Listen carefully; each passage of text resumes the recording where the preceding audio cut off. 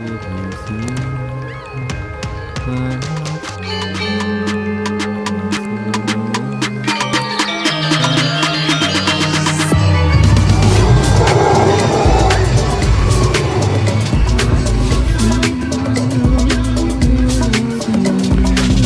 I say we have 2 years to save the world, it begs the question, who exactly has 2 years to save the world?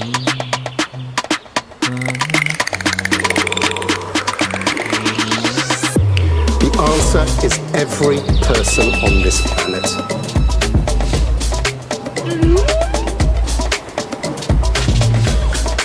We still have a chance to make greenhouse gas emissions tumble.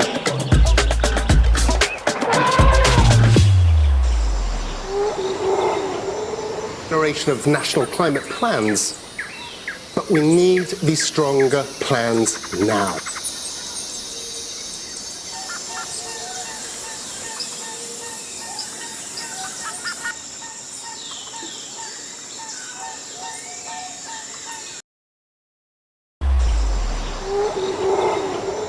Generation of national climate plans, but we need these stronger plans now.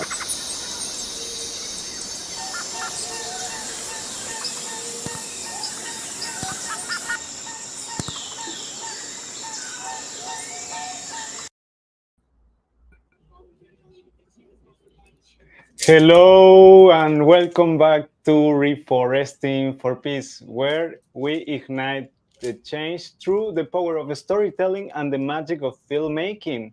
In our previous sessions, dear Hannah, we explored the art of visual composition and the creative process. Today, we embark on a new adventure as we delve into the intricacies of editing and post-production, where the magic happens in turning clips into cinematic marvels. Don't forget that we are using the Mentimeter. And so, hello, changemakers. Welcome to our 6th session of Reforesting for Peace. It's so great to have you all here one more time as we are delving in this transformative world of post-production. But today, we will learn about turning raw footage into impactful stories, but we will also start with a fun challenge to amplify our impact. Let's make some waves with what we are calling the ripple effect challenge. So, what's this ripple effect challenge? Where is Hannah? Hi, Agustin, and hi, everyone. Yeah, so I'm Hannah, and I'm thrilled to be part of this ripple effect with you. So here's the challenge. We want each of you to share this session with at least 5 people right now. Take your phone and imagine the impact we can do with the context that we have. So let's multiply our learning and our community strength. Grab your phones, share the session link, and let's see the ripple grow in real time. I'm gonna Exactly. You just have to do it. 5 people. We will just have 1 minute and we will just showcase how committed we are with this important cause. Okay, Hannah is sharing right now. It's my turn. Let's do a selfie, Hannah. Here. Wait. With Hannah. Yay! Nice. Now I'm going to my Instagram and sharing. And also, you can also just take the link and share it to your friends. Like you don't necessarily need to post anything. Yeah, Okay. and now we're going with Luigi. Hi everyone, how are you? How are you, Augustin? How are you, Hannah? Good, Luigi. Good to see you here. That's great. Okay, so you can ask for questions through the Mentimeter. So what you do is you type menti.com and you use the code that's shown above, which is 29168205. And you can go and ask questions on there for our speakers. But right now we want you to tell us where you're from. So just press the area where you're from after entering the code on menti.com.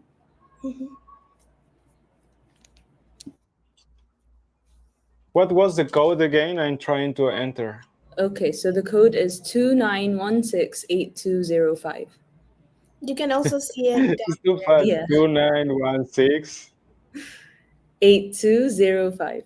It's on the screen right there. I am here It's also at the to back. represent all the people that is slow with numbers, okay? Nice. I think I'm here. Okay, so I am transmitting from here. Submit. Then you have to press the button submit. Don't forget that. We have 1 minute. Go, guys. We need to go to the Mentimeters and show us where are you right now. Where are you located right now before we continue with this amazing session? Well, should we keep going? What do we do? We can wait for.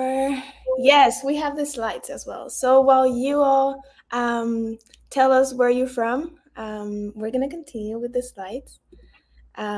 This is a Mentimeter. If you were having some issues finding the code, now you can see it over there.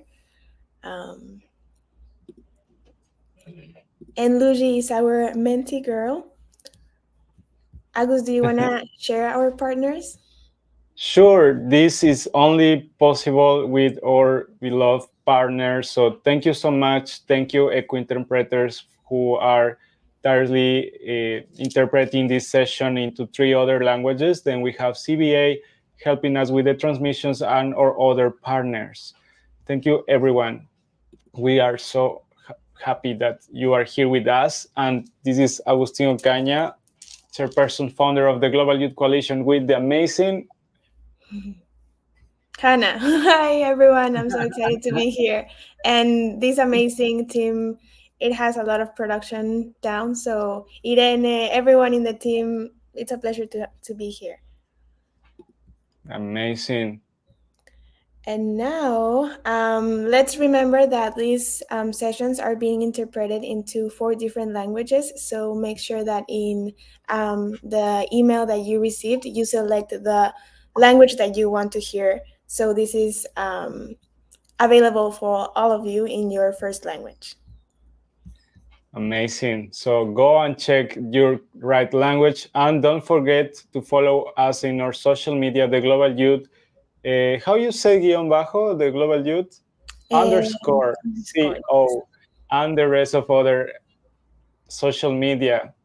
Let's keep going, dear Hannah. And the team. So thank you, everyone. Thank you, Hannah. Thank you, Bianca, Irene, Luigi, Chris, and all the Equiterpreters team, everyone that is connected with this amazing session.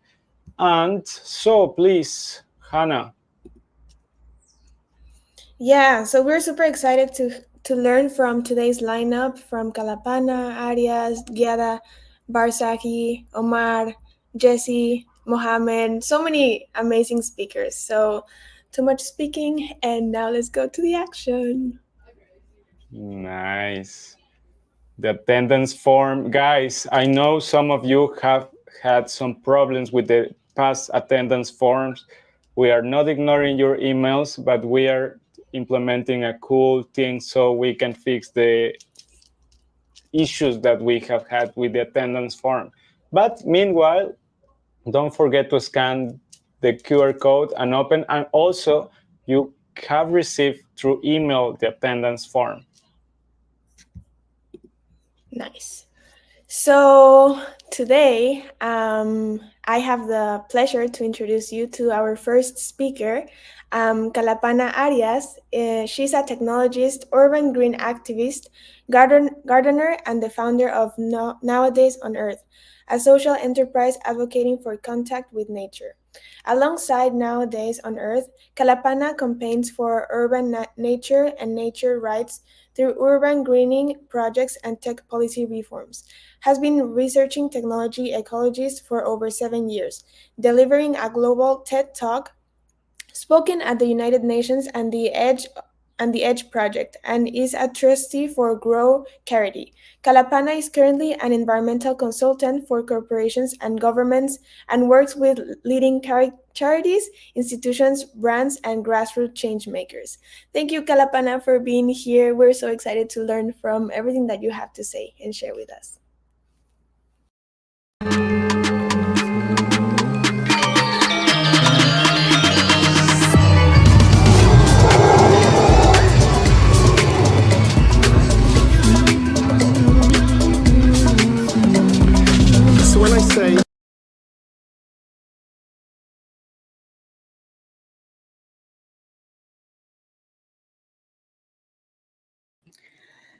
Hi, everyone. It's great to be here. My name is Kalpana, and I'm the founder of Nowadays on Earth. I'm a technologist and guerrilla gardener. And today we're here to kind of look at the way that we can create further impact through filmmaking and videos and short form content, or whatever filmmaking means to you in your practice, your career, or the spaces that you want to impact.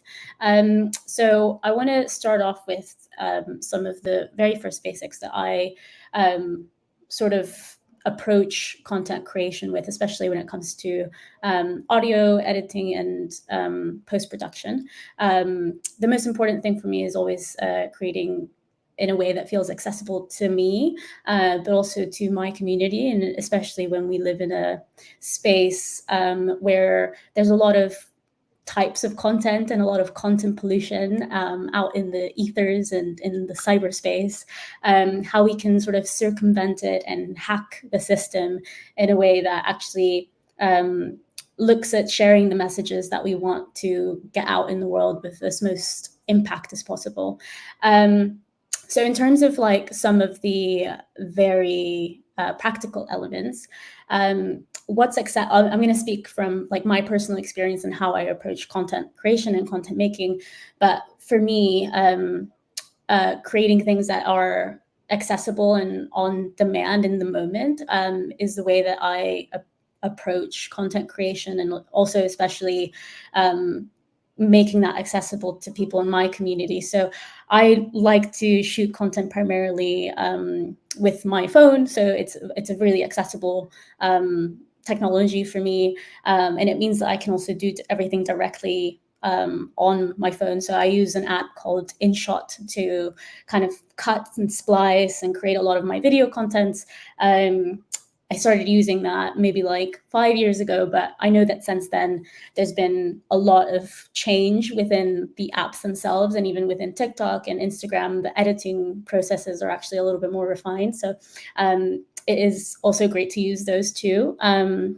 And I like it to make it as easy as possible for me to create content. So I do a lot of voiceovers and audio recordings directly on the apps themselves. However, I do know that it's also great to do it separately. So sometimes when I want to create fuller in-depth pieces, I do use items like Adobe Pro. So within it, you have Premiere Pro or After Effects that can support in refining that, depending on whatever it is that you're capturing. But for me, creating with like raw footage is always really important, especially because of the type of work I do, which is working directly with grassroots communities to showcase all of the urban growing and urban greening that is happening within their cities. And one of the most accessible tools that we have for that is our phones. So that's been a really big part of the way that I approach content creation and filmmaking. But for me, a part of changing the power from purely just storytelling to actual, impact making is making sure that within the editing process, I always leave space for interaction and for open-ended questions or spaces where I can really engage and interact with the user interface in a way that feels human and not just another form of stream of content into the cyberspace and ethers itself.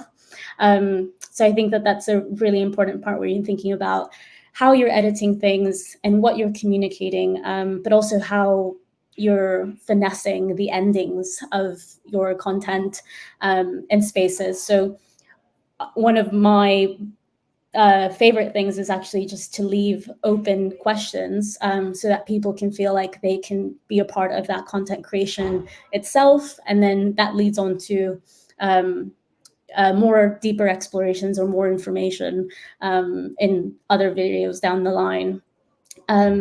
So I'd love to hear from maybe people who are in the space currently, if they have any questions, to pop them through in the chat. And I think I'm able to see that, or someone will be able to show that to me as well.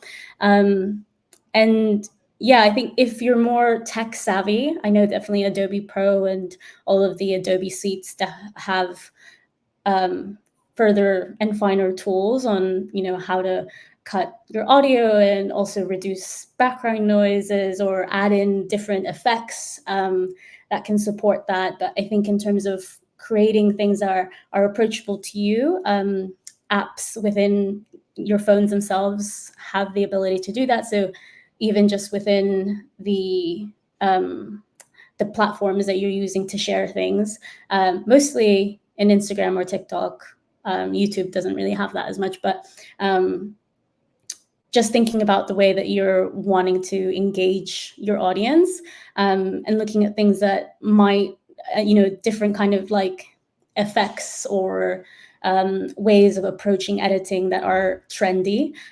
So sometimes things that I like to do is a bit of background research before I create some content, is try to look at what's trendy within the last week or 2 weeks, and have my own personal take on how it is that I'm showing a video or how it is that I'm communicating a message, because then you can kind of hack the algorithm and the system so that you're creating in a way that is impactful but is also following a certain trend that means that it will have more views or more shows. And I also really, really love all of the green screen effects that have been placed inside of the features, just because it allows you to be very interactive, visual, and immersive. And I think in a digital age where we're living, we're with very short attention spans, and we need to create those spaces of attraction and also sort of demand for attention, but do it in a way that is for the good of people and the planet. Definitely, I think showcasing images alongside your videos or how you're communicating things is really helpful and impactful. But yeah, maybe I'd like to pause there and see if there's any questions or comments that have come up from the group.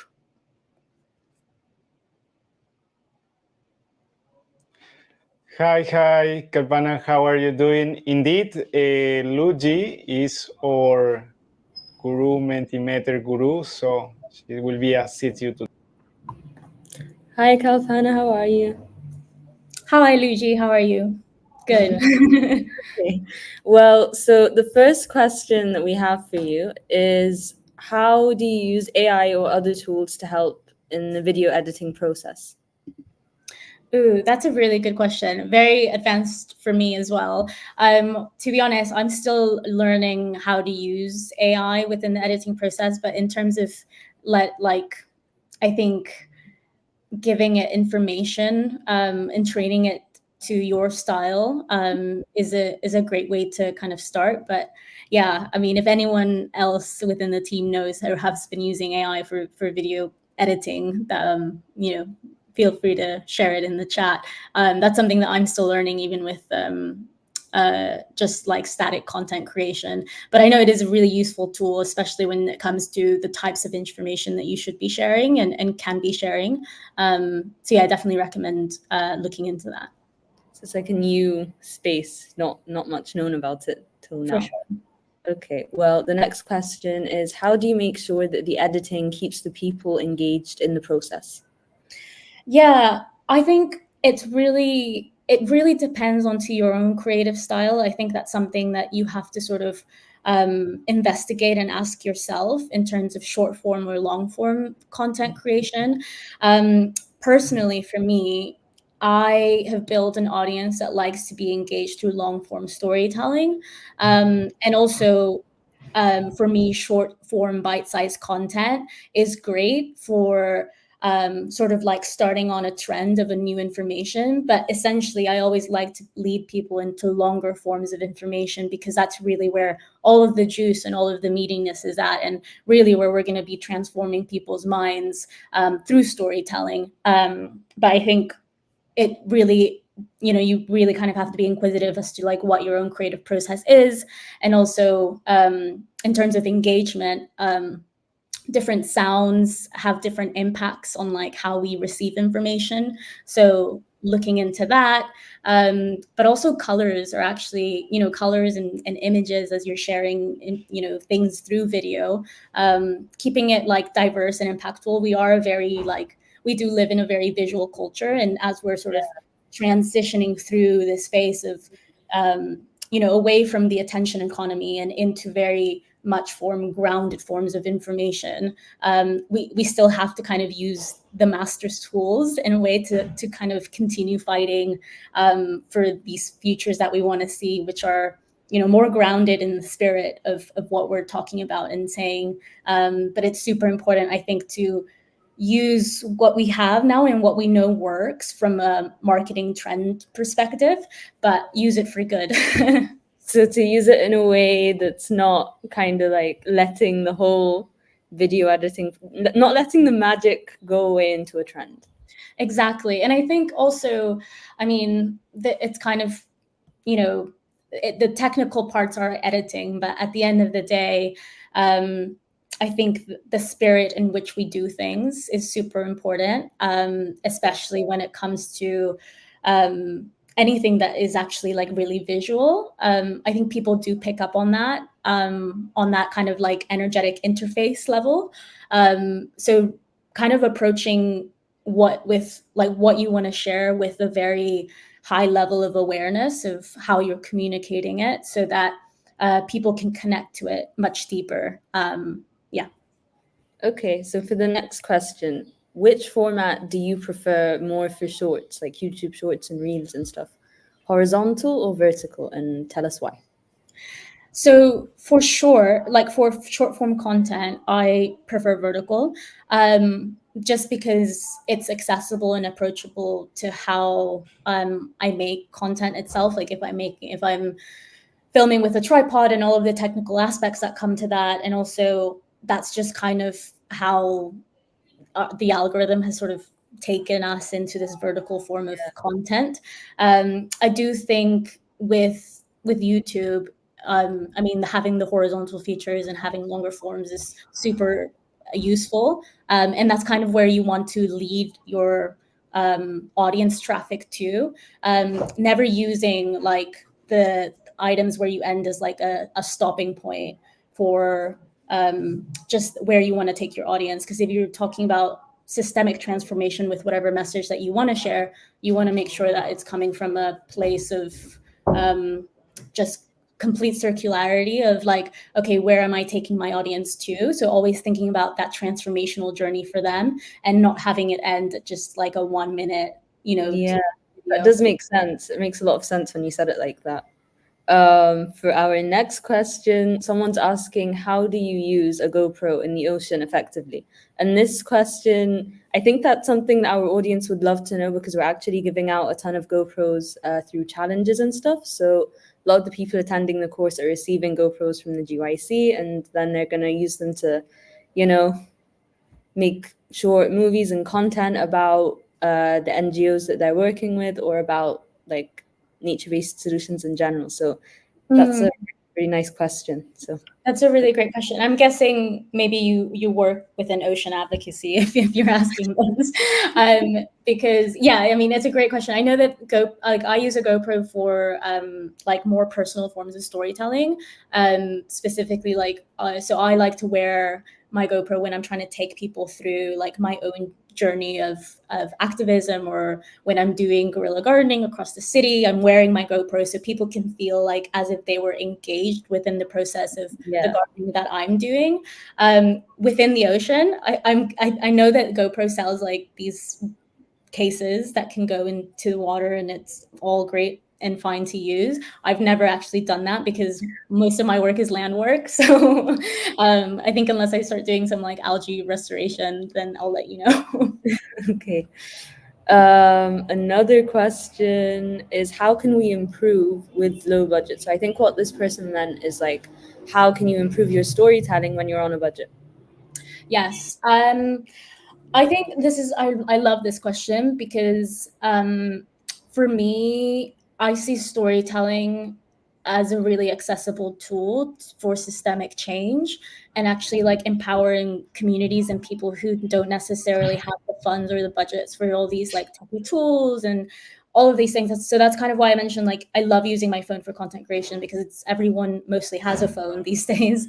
And in terms of improving, I think picking up themes and topics that you might be able to do just by taking in content, actually, and like kind of like sort of starting backwards. So I Doing like your research through looking at content and then and start backwards, like dissect it in an anatomical way. Like when someone does a certain effect that I like, or is telling a story with like different effects and edits that I'm like, oh, this is really, really fantastic, where I'm really being taken through like different transitional elements from like, you know, being a human to maybe like looking at the world through a plant, and like all of the different also lenses that you can apply to it. I think, taking that step backwards of like, okay, how did they get to this stage to see that is really useful.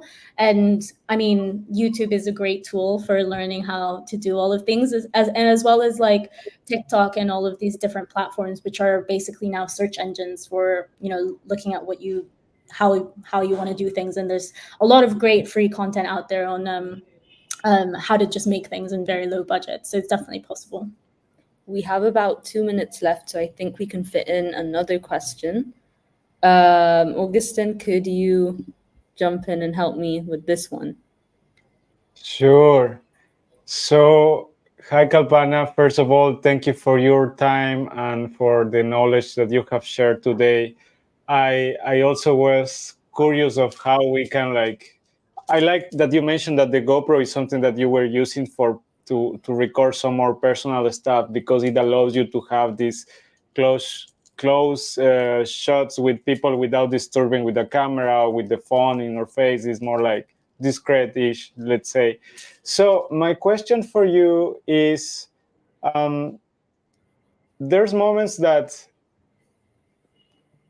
not everyone has, for example, a good phone, or but let's say you don't have access to cameras right now. What other way do you find that you could also create something and post it in social media that has not the same impact and amount, but some way also creates an own ripple effect in their own way? And that's like without a phone, is that, or just? I like this challenge. Yes. So I mean, I think even if you're not filming something or editing something, there's something really powerful about sharing your story onto a camera, because in some ways it's, you know, it shows human fragility and vulnerability in ways that is actually makes us feel connected to one another. So if you don't have a phone, or if you don't have a camera, I mean, you know, like I kind of grew up in an era where I went to local computer cafes in order to go on MSN and like, you know, chat with my friends. And all of that has all of these sort of videos and cameras that you can use. Libraries have this as well. So even though you might not be able to take that device out in the world and share it, you can share yourself there, and you can also you know, share experiences, or even if maybe showing yourself might be, you know, too much and too vulnerable and you'd like to do something else, you know, screen recording a journey that you would like people to go through and to see. I think there's so many creative avenues that you can play with and explore. That's really creative, Kalpana. And actually, it's just like a hotspot, because as Luigi was sharing before earlier, we will be providing these action cameras to the youth outside. And the idea is that at some point, Reeforesting for Peace becomes a platform for sustainable stock videos. Because you were mentioning that there's these libraries of videos out there, right? But what if we were wondering with GYC, through this program, what if the people that is already taking care of these beautiful landscapes are those that are filmmaking these stock videos in these amazing environments, and then they post it, and someone that doesn't have the access to go to these places can at least get the videos from someone that is already taking care of this place. So I don't know, Luigi, you have something to add, but That's actually the next step of Reeforesting for Peace. Yeah, that's Really the cool. phase 2 of it. So I think we should take one more question. Why not? Because I like this one a lot, to be honest. How do you balance self-expression or creativity between satisfying the viewer's interests? So where do you draw the line between like expressing yourself and appealing to the audience's needs or what they need to see, you know? Yeah, that's a really good one. I like to, so I've been experimenting over the past couple of years now, but I like to follow like an 80-20 rule, where I also leave space for like that co-creative element between myself and the audience, and we're growing and learning together as I'm sharing things. But I like to share 80% of like what I really do creatively, because that's what fuels my work and fuels my passion, and also that's how I built my audiences through that creativity.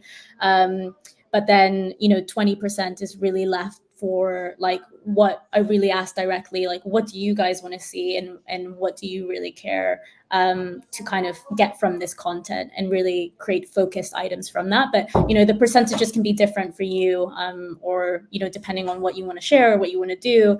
It's a very personal choice, but that's kind of what I like to follow. But also, I think the room between the creator and the audience is a super important relationship, because it's very symbiotic, and what you share starts to also impact what they like, and vice versa. So leaving room for that kind of creativity and exploration. Okay. One question, Kalpana, how did you found your community, these people where you knew how to leverage the different kind of content that you're mentioning? Because it's a hard process for me. Sometimes people like what I post, some others no, and I don't know where's my balance. Yeah, I mean, like it's an interesting question, because I find that most of my community is on the ground, working with grassroots activists and growers and gardeners, and a lot of the times we're trying to also figure out a lot of the questions and obstacles that we're approaching.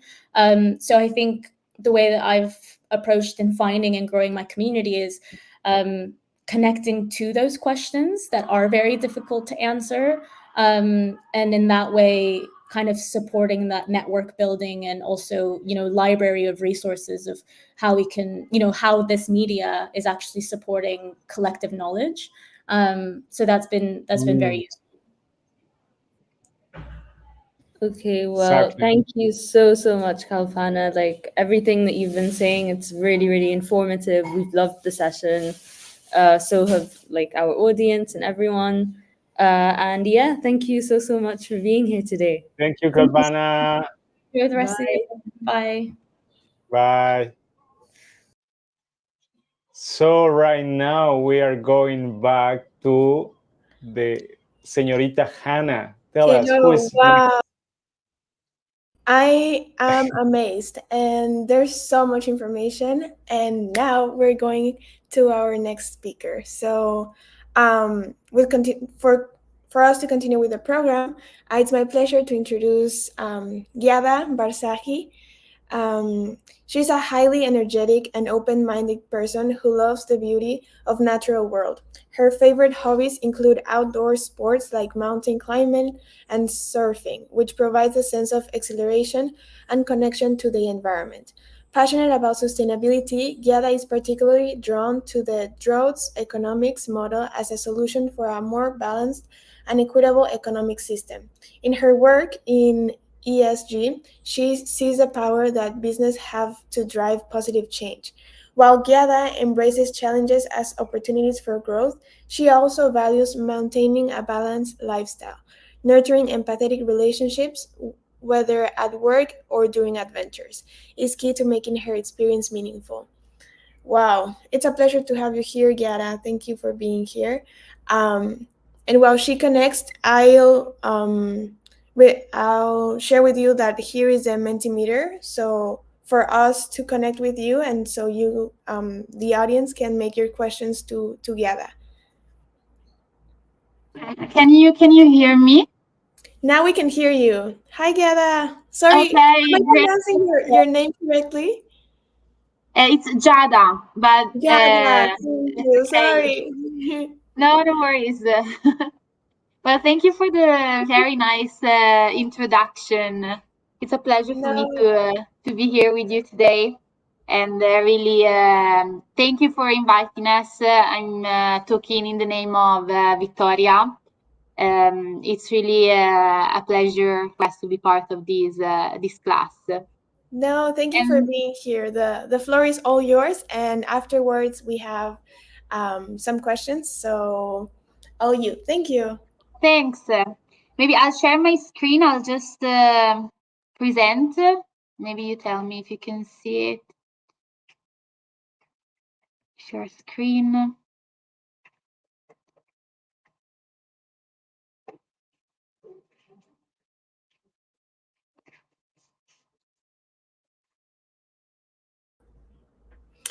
Do you know the way to connect to your slides?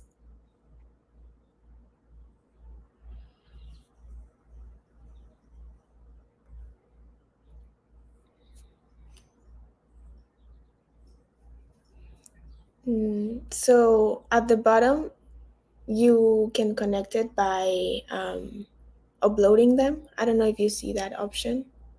Oh, okay. So slides.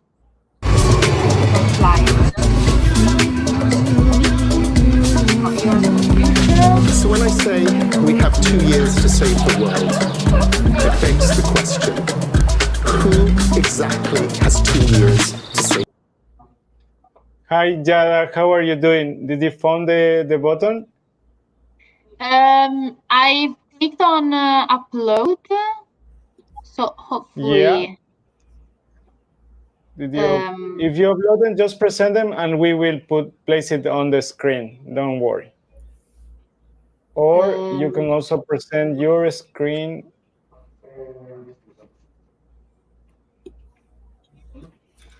Here. Okay, open. There you go. Got Nice.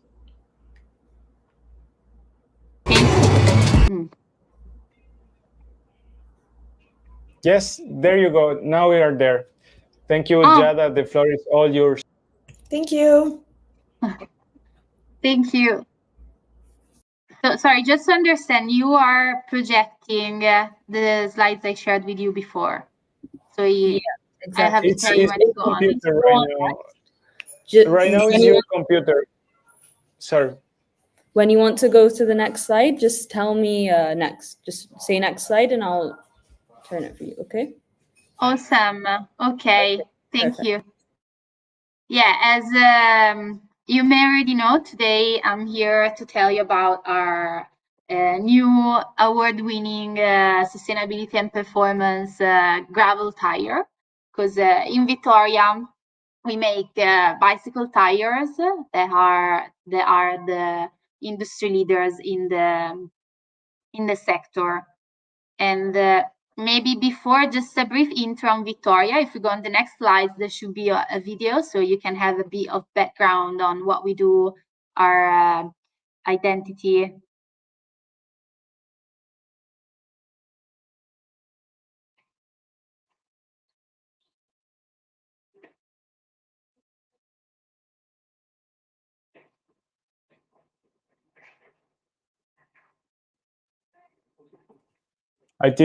I believe the video, Luigi, is in the slide, and you have to press the link with control. If it's not working, no worries. We can also go to the next one. There, Luigi. Okay. Maybe meanwhile, keep presenting it, and we will have the video ready when I'm back. Okay. Let's keep going with the next slide.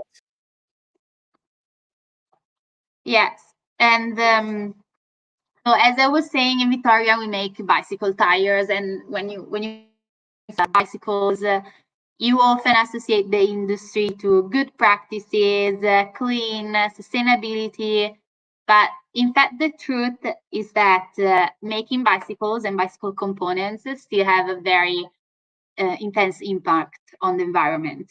And in Vittoria, we are aware of this. Therefore, we're acting on different levels, and we're working on our materials, on our operations, and overall on the impact we have on the community we live in. Video. Okay, great. Maybe let's look at the video, then we can go to the next. Thanks, Luigi. The ride ahead speaks to our hearts and our heads. And it lives in our products, people, and places. Our products are launching careers, building reputations, improving safety, increasing speed, grip, and durability. Taking on the category giants and winning. Taking on new challenges and succeeding. Taking the best and making it better. Then going further to make the most sustainable tyre ever. Our people are curious, optimistic, courageous. From colleagues continually pushing the boundaries of innovation, to partners always pushing the limits of performance. That's what it takes to be a leader, and why our places are integral to our vision. Like our groundbreaking home for innovation and experience, Vittoria Park. Like our inspirational home in the Bentonville Cycling Hub. And the most advanced cotton tyre factory in the cycling industry, our new home for carbon neutral operations. A global first. We've made a promise to ourselves and the world. We're not waiting for a better future. We're creating it. That's the ride ahead.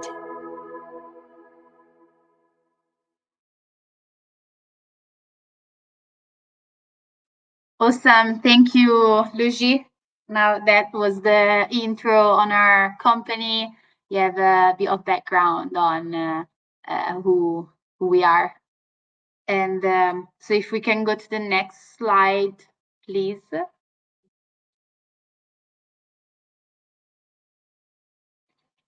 Great. Yeah, I was telling you, we are acting on different topics to reduce our impact on the environment. And next slide, please. We have committed, so our strategy, our sustainability strategy starts from this commitment to reducing our carbon footprint by 55% by 2030, taking a baseline of 2015. And we have also committed to reporting Scope 1 and 2 yearly. To do that, yes, next slide, please. To do that, we have been acting on product, so increasing the renewable and recycled content of our products, starting from the Terreno Pro, which I will tell you more about later. We have certified our newly open factory in Thailand as a carbon neutral operations. And we also take care of the end of life of our tires with the tire collection and recycling scheme. For now, active only in Italy, but we want to expand it to other countries as well. Next, please. Moving forward, of course, our aim is that of expanding. Great, yes, Terreno Pro. So let's go straight to Terreno Pro, which is our we haven't launched it yet. We have presented it, so people are aware of this product, but it's not available on the market yet. And I would like to give you an overview on this tire, which we have developed for gravel use. Maybe on the next slide, we can see some more details. This tire, which was developed by Vittoria Tires Thailand, by our colleagues specifically, in Thailand has a renewable and recycled content of 92%. It's an industry-leading performance, as we're the first one in the bicycle tire industry to reach such high performance. And we have won the award for Taipei Cycle, the Design and Innovation Awards in 2024. And as I was saying here, I've also reported, maybe it's a bit too technical from the knowledge from the audience we have today. So we can also go to the next slide. I can tell you more about what's innovative about this product. The innovation lies in the kind of materials we have been using. So we have started from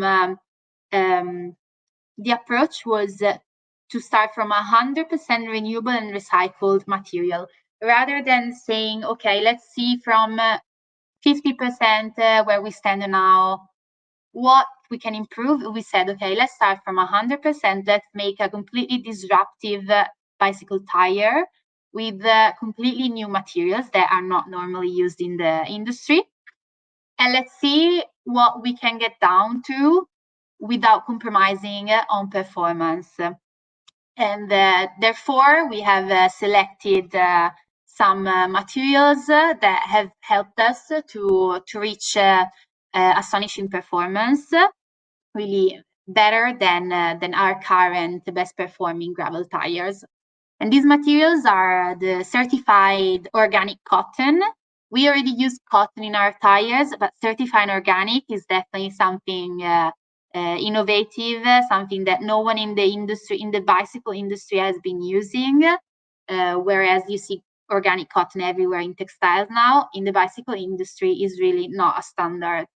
Then we have substituted soybean regular oils with soybean oils, and have used rice husk ash silica, which is a waste, a byproduct of rice husk, to use instead of regular silica. Natural rubber is already contained in our tires, but we have increased the content of natural rubber to substitute all the synthetic rubber content, which is usually in most tires. And we're also planning to certify this rubber, because of course we're aware of all the environmental impacts of this product. Plus the very interesting, the most interesting materials we were able to source, thanks to a very strong collaboration with our supplier, is the recycled nylon from used fish nets. Maybe to the next slides, we can see these materials also zoomed in. Yeah, here you can see the our colleague working in the factory in Thailand, developing this new compound. And on the right, the organic cotton we have put in the tire, and the recycled fish nets, the recycled nylon from fish nets, which I was mentioning before. And next slide.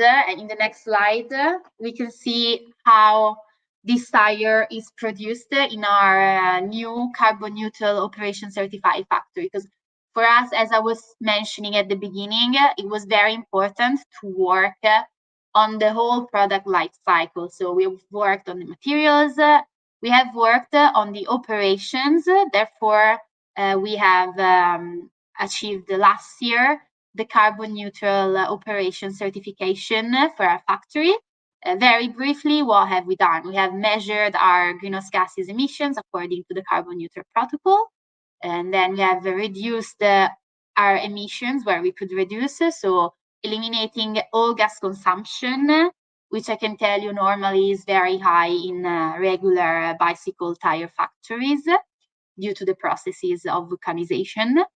And then we have installed solar panels and bought renewable energy certificates where it was not possible to source renewable energy directly. We also had to offset some of the remaining emissions through carbon credits, certified carbon credits selected by climate impact partners. we, of course, in the long term, we aim to completely reduce all our emissions and not being dependent on carbon credits. But for now, to reach carbon neutrality and balance out our impact, we purchased these.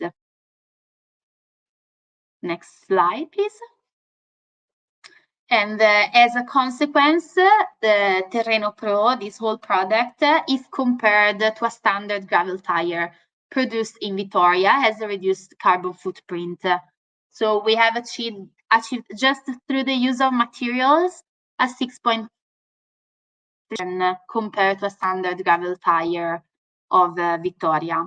And compared to our standard production in one of the factories which are not certified as carbon neutral, we were able to further reduce the footprint of the product by 40%.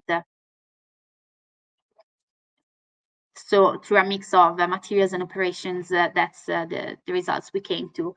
And finally, as I was saying, we also take care of the product at its end of life to show you the importance of working on the full life cycle. For now, we have this project just running in Italy, and we collect bicycle tires and inner tubes from any producers, so not just for Vittoria, and we recycle them through a company called Sport, which transforms them into flooring for athletic tracks and playgrounds. And yeah, that's it about the product. One thing I wanted to share with you today was the challenge that we were facing with the product. Of course, the development challenge was a huge one, but the biggest challenge for us was actually how to market this product, because you may be aware of this. Many consumers, especially in the cycling industry and especially in our sector, where many people are focusing on performances.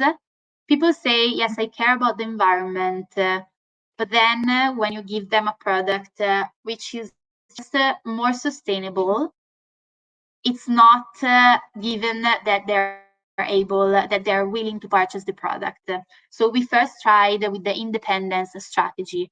So what if we were giving the same product with more sustainable attributes, but keeping the traditional performance benefit? Well, this wasn't really working, as we had to increase the price of the product because of different sourcing materials and practices. And the independent strategy didn't work.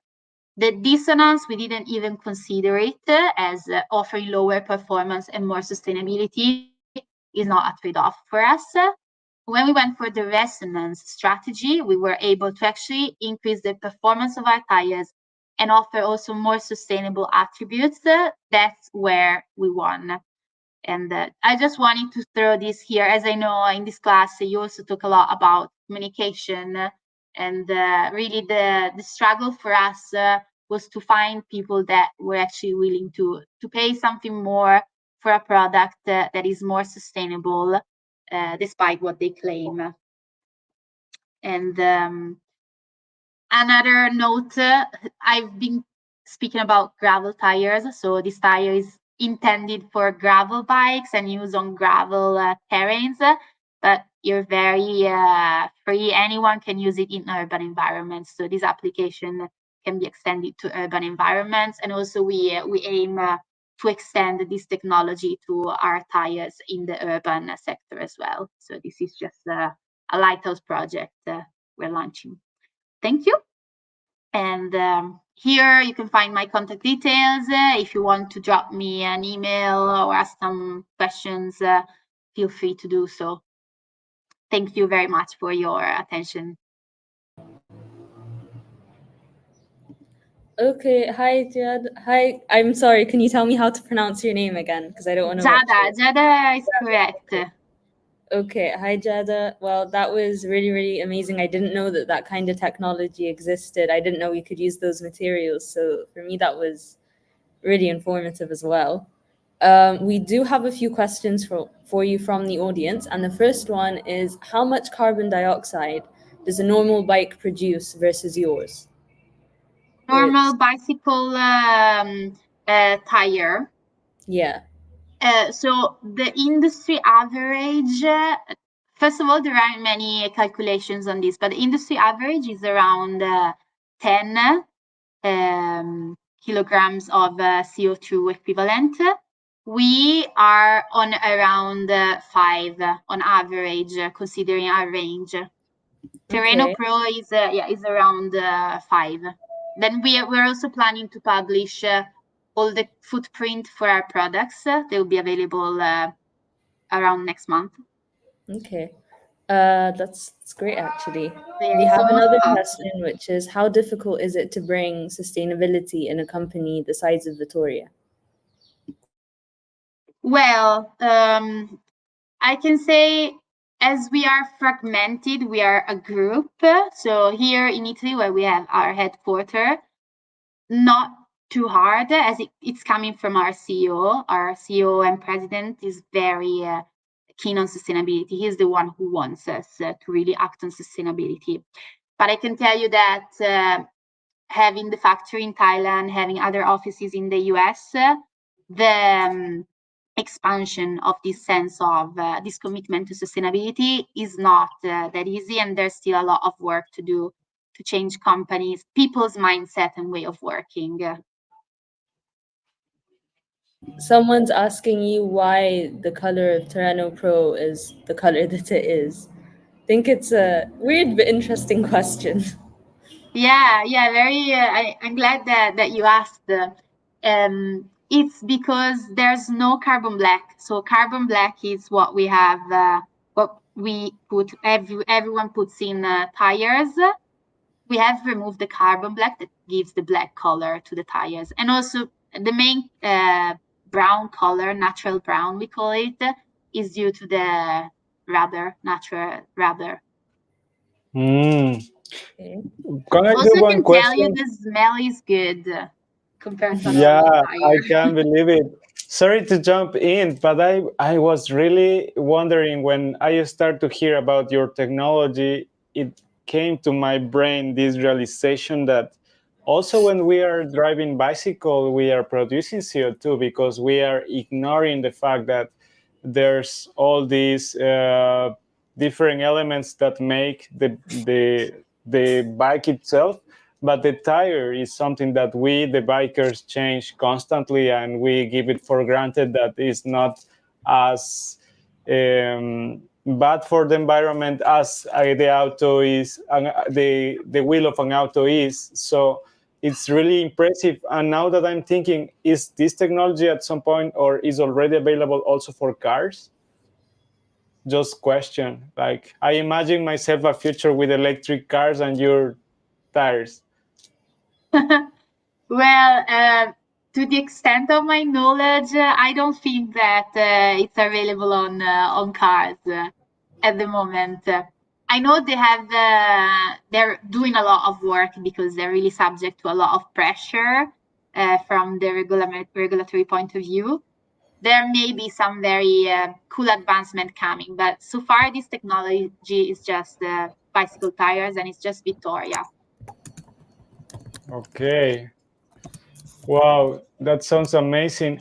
Just to clarify for those youngsters that are having trouble with the link of the attendance form, believe me that Luigi has a really special task to solve this problem. But meanwhile, Luigi, tell us another question.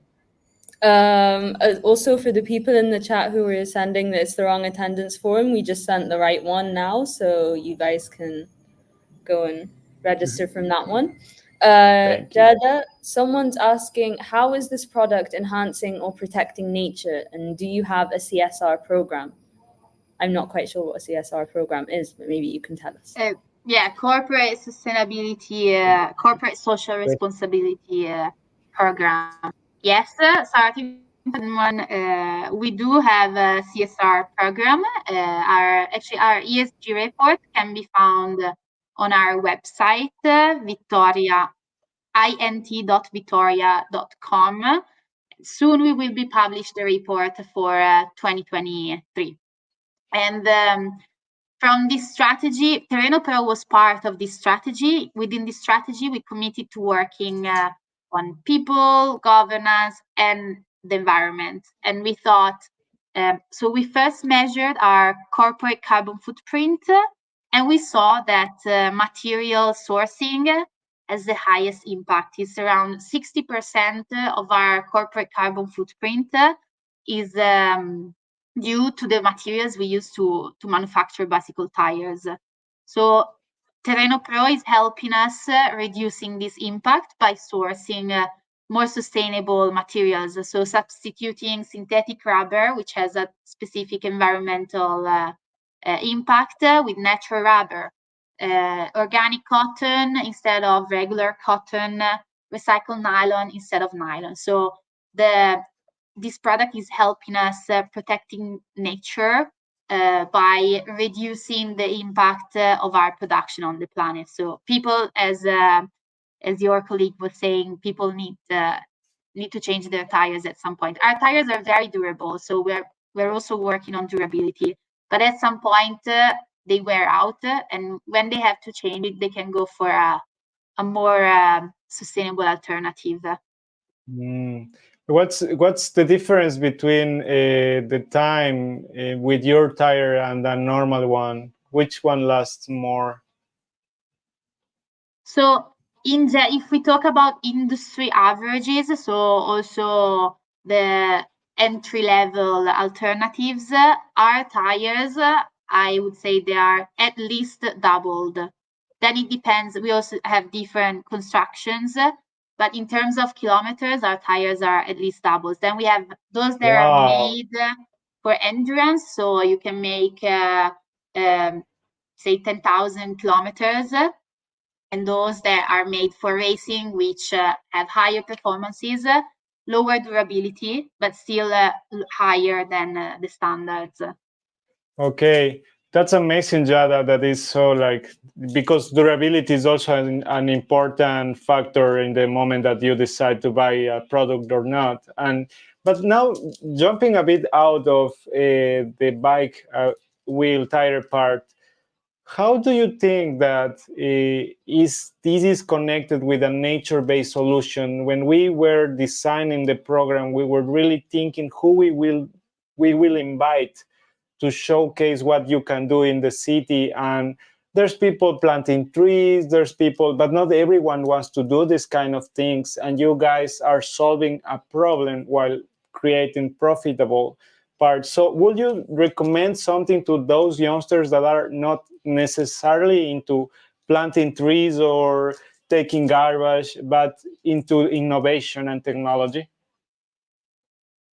Yes, I think this is a great example on how regular synthetic materials, products made with synthetic materials, which we are surrounded by, especially in urban settings, there's plenty of synthetic materials, how we can substitute them with their nature-based alternatives, as we have done here, synthetic rubber substituted with natural rubber. This is just an example of more finding the nature-based alternative to synthetic alternatives we use now.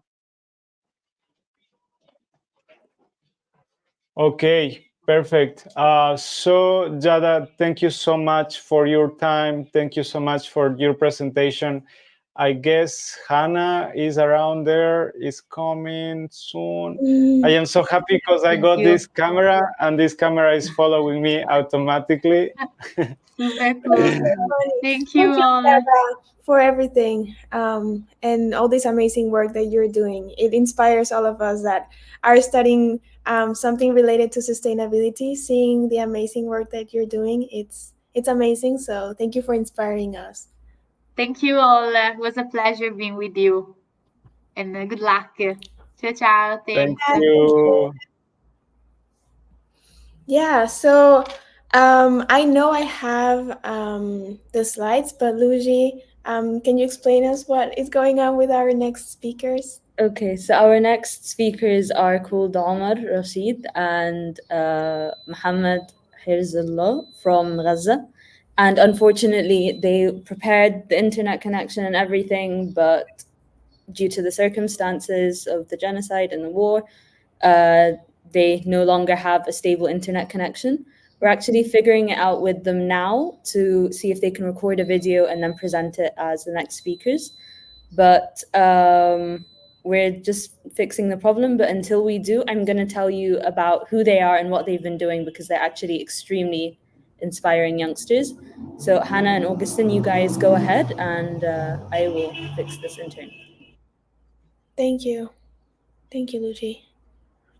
Thank you so much, Luigi. And yeah, also, I was really excited to get to hear Omar and Mohammed that are actually creating this inspiring content in the middle of a war in Gaza. When I found them on Instagram, I was really surprised how under all these circumstances, you can find the purpose and the motivation to create positive content at the moment that you are supporting your own community. Mm-hmm. Yeah, and I see the power of like what they're doing as well.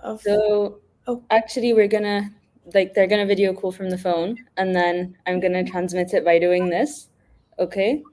Okay. I'm also seeing if I can. Question. If they can call you, why then just don't join the link through the phone as well? I think it's to do with security reasons. There's an error in internet both, so let's just try. Okay. Maybe we can put you in full screen. I was thinking if we can share your screen, Luigi. Okay, of course. Just give me 1 second. Okay. Hi guys, how are you? Hi Omar. Hi Mohammed. Yeah, we can hear you. I'm just gonna prepare the. Okay, so. Hi Omar. Hi, thank you for joining. Who's talking? Okay, so that's Hannah and that's Augustin. Okay. And they're about to introduce you. Okay, so welcome you both. So Omar Rashed is an 18 years old guy from Gaza. He's a high school graduate, majored in business administration before the war. And Mohammed Hersalah is a 19 years old guy, also from Gaza, and he's a school graduate, majored in engineering before the war. And currently they are stuck in Deir al-Balah. So welcome, Omar and Mohammed. It's such a pleasure, and believe me, I am your fan. Me too. I am in Hong Kong now, and we are your fan, guys. Can you hear me? Can you hear us? Can you hear Augustin? Yeah. So should we start introducing ourselves right now and talking about? Yes. Yeah. Augustin just gave Augustin just excuse me because we can't hear you well because we are open this on the WhatsApp video call mobile. So yeah, we will try to do as much as we can. So can we start talking? Yeah, of course. Go ahead. Yeah. Start. Yeah. Yes. Today we are going to tell you the whole story about Omar Her's show. So before the war, Omar and I were in the same school. We used to go with each other to play football with our friends. But when the war first started, we had to evacuate and leave our home. To the middle area, of course, of Gaza sector. Omar was in Sayrat and I was in Deir al-Balah. But after that, Sayrat became a dangerous area. So Omar had to evacuate to Deir al-Balah. And fortunately, Omar evacuated next to my place. So from there we were starting our journey.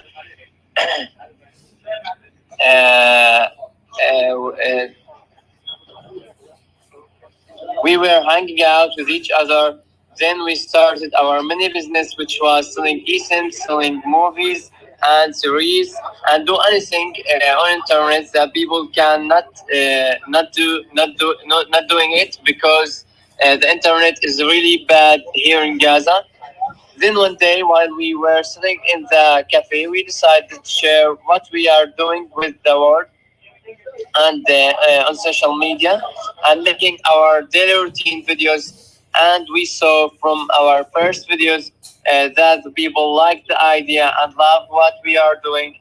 And until now, we are doing daily routine videos on our Instagram page, Omar Herz Show. So yeah, from what I've heard, that this stream or this meeting is basically about like filmmaking and related to the filmmaking stuff. So I found out that if I'm here to show something, we are trying to like showcase the filmmaking experience as beginners who started filming in the war and how the like social media page affected us and what we have learned recently. And I want to say that the first thing we have learned about filmmaking, or the days that we've started, is that the content or is the number one priority here. If you are thinking of filming something or like doing content online, publishing it for people or telling stories, a number one thing that you should think of is the content. And other than that, of course, there's a really important parts in the process, like editing, like filming, like choosing the right devices and choosing the locations and wherever. However, we found out that we could start our page with just my phone and Muhammad's phone, using my microphone and his mobile as the camera, and we had the content, and people really liked the content that we do, and we were like surprised of how the followers and the audience on the page were like extremely happy and surprised that we can make content in the world. The process is kind of hard. However, we found out that we can. Basically, if you want to know how we make these videos daily in the page, we start the day by like filming whatever we face in our day. It's basically daily routine. So we film what we do in our day.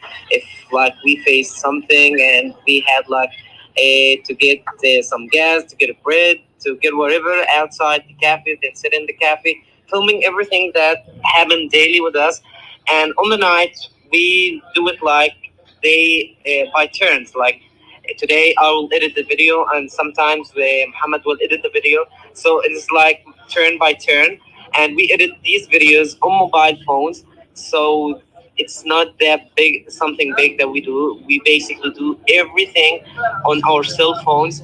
And yeah, this is how we figured out that we can film daily routines from the war zone to the people outside. And we will be very happy if you had guys any questions to tell us, and we will listen carefully and try to answer as much as we. I actually have a I question. hope like you listen carefully. I hope that our voice like was somehow clear, and I'm sorry that we couldn't join the meeting in the right time. And we hope that the circumstances would be better so you can hear us well. And I'm sorry that I didn't hear you well while you were starting to talk, and I've just talked what I had to talk. But yeah, I hope that like next time we can figure out something better so we can join the meeting, and like yeah, you more better, and you guys like know us like better. So yeah, if there's any questions, we will be very happy to listen and to answer these questions. Hello. So, Luigi, you want me to help you with the questions? If you can, yes, because I'm a bit. With the slides. So I hope that Omar and Mohammed, you can ask still. a question, and I'm sorry if you can like Luigi, if you can. Okay, like, I'll ask because you then can we hear me you better. Okay. Yeah. Okay, that's so very good. That would the be very first question is, wait, I'm just adding it to your questions. How do you see the role of the government or the CSOs to help in raising awareness about the project as well as reducing the production? No, that's. Again, Wait. please. How can we support you concretely from another country? So how can people watching this now support you? Yeah, about the sport, we basically when we just started this page, First thing we wanted to do is to deliver our voice as two youth Palestinian teenagers living and to showcase our life and how it's like to be in war. So I think the best way to support us here in Gaza is by sharing and making our voice heard to the world. Basically, at the end of the day, when we just sit in the phone and see the comments, when we see supportive comments and comments like "We have never knew that this was in the war. We have never knew that you're living that," and I've shared this with everyone here I know. Like that would make a big smile from ear to ear to for us. Like Yeah. it is something really, yeah, it's really something great to have the world like listening and sharing and being supportive. So yeah, if you are talking about number one, the to have support us here in Gaza, it's just like sharing awareness. And making our voice heard to the world. something else, because you guys didn't mention it, but what you're doing is actually really, really impressive because you have a business with eSIMs. You're managing that. You guys are my age and you're running an entire, like, that is really impressive. So Yeah, about this mini business, when we just had to evacuate first, our family like used to live in Gaza, and all of our work and the income, the family income, the salaries of our like household were in Gaza. So when we had to evacuate, we literally lost our main source of income. So we had to find something as an alternative. So just we found out that we had to like help our family with the family expenses. And let me tell you something that when we first started to search for a kind of job, we used to work in a bakery, and we used to work like on holding things in cafe, like holding some products and these kind of things, and take daily salary. Then we found out that there's like a huge gap in the internet here in Gaza, and like Muhammad like knows some really good friend there. He like managed some eSIM website. So we found out that we can contact with them, get the eSIMs online, do the basic payment online, and give the people in cash. Or buying it. Yeah, buying it online and give it to people here selling in cash. And people really liked the idea. It was a brand new idea here, and we were asking, where are you living, and are you living in like a building, or are you living in a tent in the land? And we Highland. Yeah, in a highlands or something like that. We were just asking about basic stuff so we can learn which which network or which eSIM works best for his area. And we make like a full study of the eSIMs and where it works here in Gaza. And we had a really good knowledge about it. So people, when they started to ask what is eSIMs, and we started to educate them what is eSIMs and how it's like to work in eSIMs. And yeah, we help people doing the really good things online. There's those who didn't want like to have an eSIM or to have an internet here in their homes. They just wanted to do some sort of many requests here on the internet, like online payments and purchases. And we used to help them from our own eSIMs and like charge them really like the payment itself, what it cost us online. We charge them but in cash. So yeah, we figured out to make something that we are good at and to help our community inside the world. So you've basically been doing like all of the shadow work within Gaza. You've been doing everything that you can to help people as much as possible. Yeah, as much as we could. Someone's asking, amazing journey, what program do you use for editing? Sorry again, because I can't hear you well. Okay, someone's asking, amazing journey, what program do you use for editing? Like, please, can you say it again? The last part. I didn't hear the last part. So which program do you use to edit videos when you're editing the program videos? that we use. Can you tell the program that we edit the video? CapCut. We use CapCut. The app is CapCut. It has an application on phone. It's called the CapCut. Yeah, CapCut. We use CapCut. It's amazing. And someone else is asking, how do you find the way that to post positive content under the circumstances?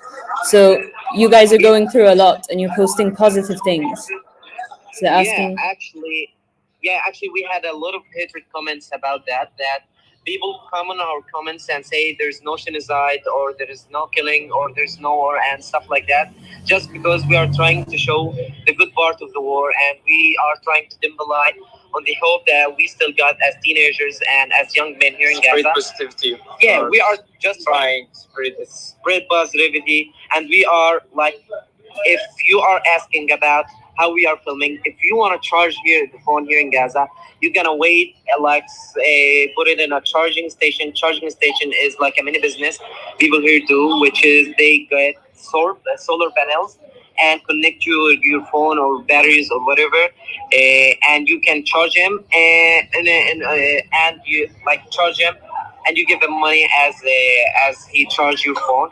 So we don't document that. We don't document how we like bottle water, and before we like get out and hang out together to start filming, we gotta secure the water for our homes, and securing the water is really hard because the sinks and the sewage system is broken. So we gotta like hold 2 gallons of water every day, and going back and forth from really far away to put the water here in our home. Then we can go away, and things like the bombs and the missiles and the airstrike that happen from days to days, like literally in one of our reels that we like made, we were like going back from a football match that we were playing, like we had a football game, and on our way back there's a building on our way 5 minutes, like we were literally 5 minutes apart from that. After that building were bombed, and like we just show people that there is a building here got bombed, but we didn't stress on the point where we were about to die or things like that, because when we just started this page, we wanted to spread positivity, to show people that we are still living, and we literally owe nothing to the world to justify when we are going to have fun, when we like have an ice cream, when we are like playing football. We just do it because we want to show the world the things that we like to do, the things that we like to see. Even amidst the war, we have something, and we have life, and we still have hope in life. So yeah, that's what we do in our page. And of course, the truth is clear. Anybody can see what's happening here in Gaza. I think that was really, really important to add. Thank you so much. People are thanking you. They're sending you love on the comments. They're telling you, may Allah protect you, and they're praying for you like all the time. Wow. And thank you so much. Thank you all. Yeah. Guys, can you hear me? The best circumstances. I don't really like how it's now.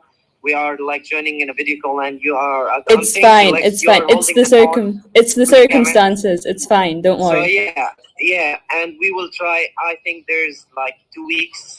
After 2 weeks, there's a session. So we will try to figure out some better like internet connection and better place, so we can join and hear you and read the comments ourselves and have like a better connection with you guys. And thank you all for listening. Thank you guys so much. Thank you guys so much. You are the real heroes. That's the positive way, and I love that you are sharing, and they are sharing what they want to see in the planet. They're gone now, unfortunately. I know, but I am sharing also with you. Where's Hannah? This is mostly the message of Reeforesting for Peace.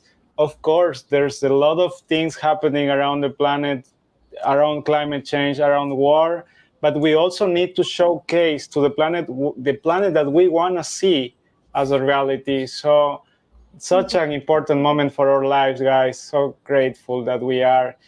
Wow, that was really powerful. Thank you, Luigi, for making it possible. Thank you, guys. And one more thing to add is that you can support Omar and Mohammed through their GoFundMe. Open their Instagram, and we'll also share the link in the YouTube chat. But basically, you just go on their Instagram profile, and it's in their bio, their GoFundMe. So if you can support them, that would be amazing. Thank you. Yeah. No, I was so impressed of like everything that we can learn from there, and their experience and their positiveness, and wow, like there's no better thing for us to do than support them as well, and learn so much from them. So I'm super grateful that we can do that together as a community. Next time that one of us is, no, I don't want to do that story because I don't have more battery, remember that there's people like Mohammed and Omar that have to walk all the way to the solar panels and do all the this ritual just for charging your phone, this ritual just for getting into internet, stuff that we give for granted, but is actually not there all the time. Thank And you so much. yeah. Right now we go to a small break with music, right, Hannah? Yes, we do. Also, here's the attendance form. Do you want to explain what's that? The attendance form, guys. I'm tired of the attendance form. Please try to scan it. If it's not working, believe me, we tested 1, 2, 3, 4 times, and it's not working. We will try it again, but try to scan it. And you can also find it in the chat. Now we have an amazing musician, my dear friend, Giada David. I would love to see you here. And he's a renowned climate justice activist, a sustainable musician. He merged his love for music and environment by advocating and sharing all his activism. So less words, more actions. Giada David, come here, brother, and share your magic. It begs the question, who exactly has 2 years to save the world?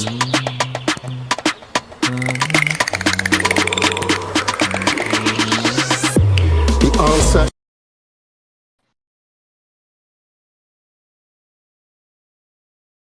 Thank you for being here. First and foremost, thank you for the stories you've heard from Omar. My name is Giada David, sustainable musician from Nairobi, Kenya. I'm also a part of Battery Tour that advocate for sustainability through music. And here, the first song is called No Planet B. It means that we should conserve our planet. We don't have another planet out there. This is planet Earth, and we have a role to play, all of us, to make sure it's safe, it's sustainable for this generation and for the coming generation. This is called No Planet B.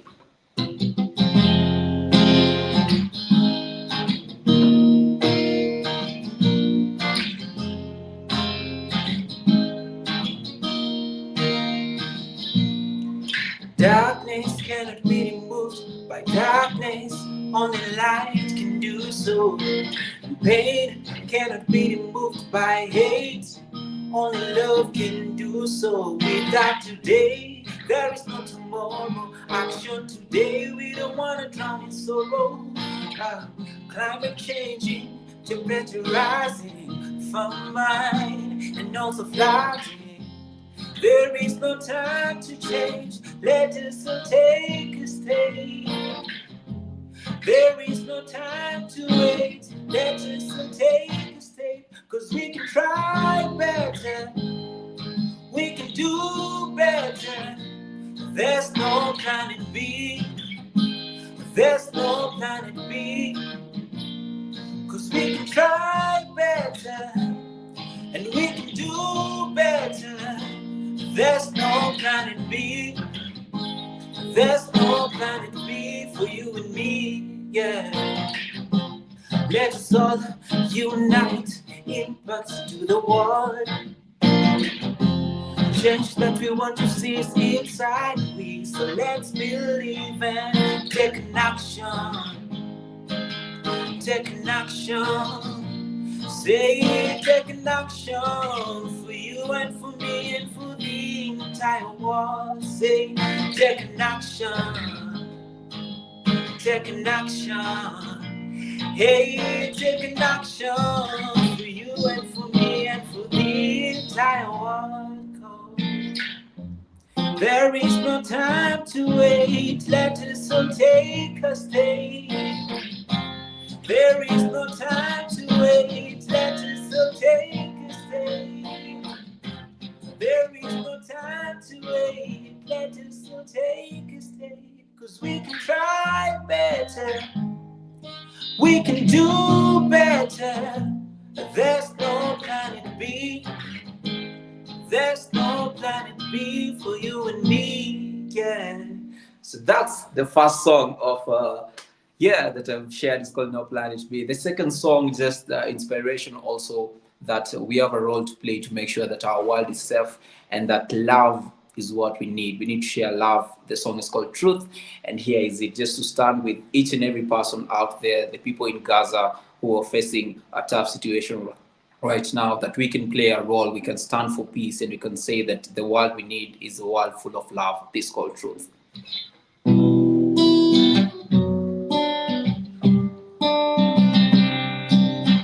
Silence in your heart, painted by the rug.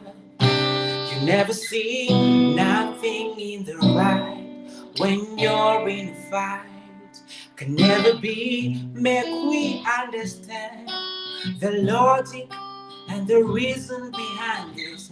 Heart is just a flesh, blind you in a chase. The harder that we try it, the better we get. Time to reset, brighter in the night. Truth is in the light. The harder that we try, the better we get. Time to reset, brighter in the night. Truth is in the light. Only love will save the day, and love will make us stay. I know, I know. Only love will save the sun, and love will make us stay. I know, I know. The harder that we try, the better we get. Time to reset, brighter in the night. Truth is in the light.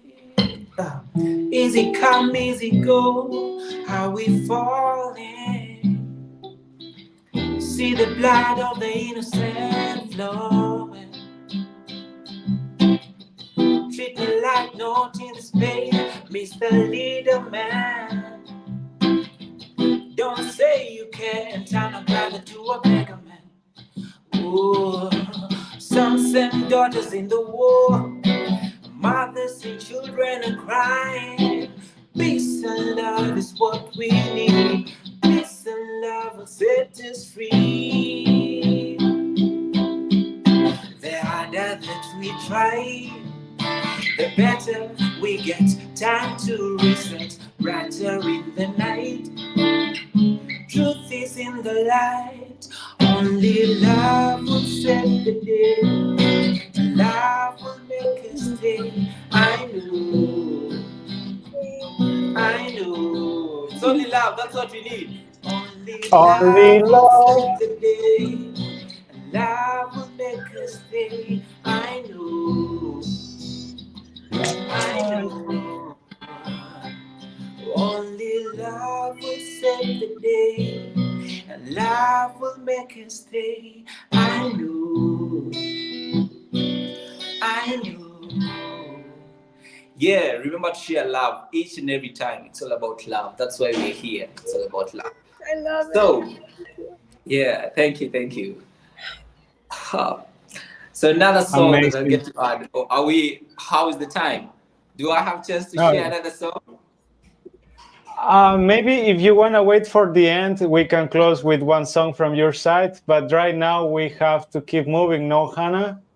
I was like just checking the time. Let me see. We are all impacted by all these amazing moments because you are singing these songs the moment before everything is aligned, everything is planned. These guys just appear on my screen one day, and I'm like, what if we invite them? You know how hard is these ideas, and then moving different things, and we got them here, and then you are singing this, that we truly believe in the Global Youth Coalition that what we need is love, but we need to take action towards that moment that we are visualizing, like Omar and Mohammed are doing. So thank you so much, Jesse, David, and thank you so much, everyone. So I guess, Hannah, we are going right now, but first, let me do something magic here. I have to do this.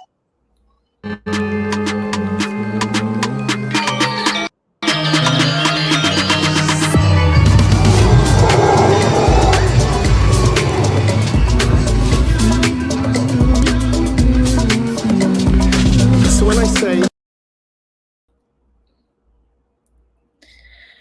wow, Thank you, Jesse, again so much for that music and that amazing talent that you have. It's great to stop sometimes and just reflect and analyze that. Yeah, we need so much love and so much action towards this, but the schedule goes on, and now it's my pleasure to introduce Rodney Blanco Ancheta.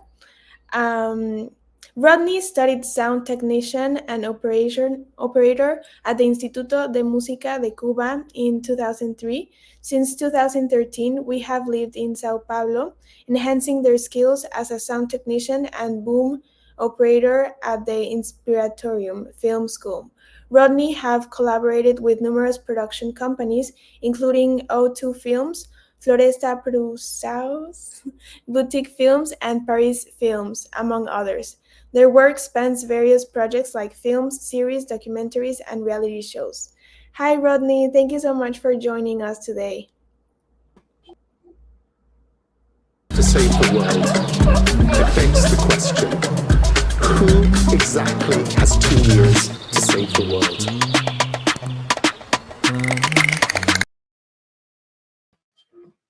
Estamos live, recording. Ya, listo, Rodney. Ahora yo me voy a ir de fondo y cuentas 1, 2, 3 y empezamos. Gracias.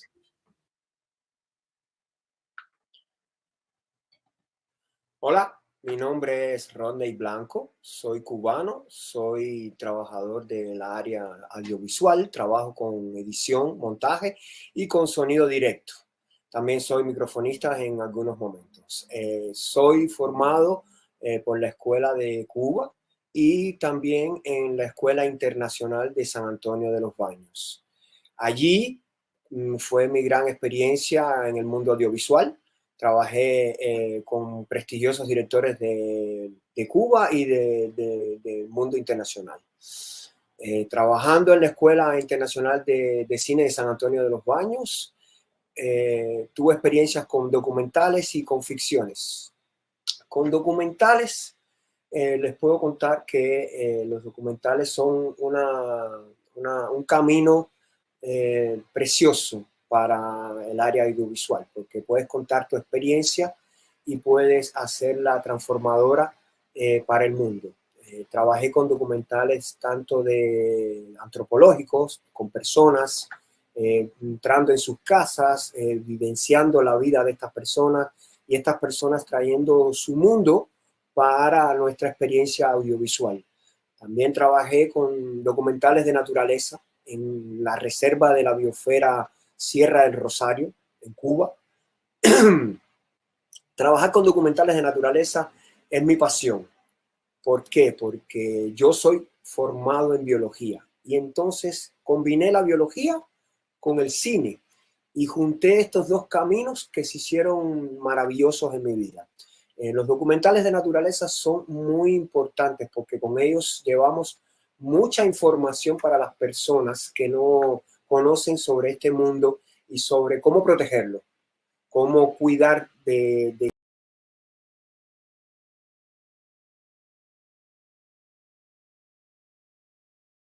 especies, de ciertos biomas, de, no sé, ríos, cómo trabajar con la ecología, con la zoología. Entonces, un mundo y un camino que una vez que uno entra en ese camino, les garantizo que es un camino de no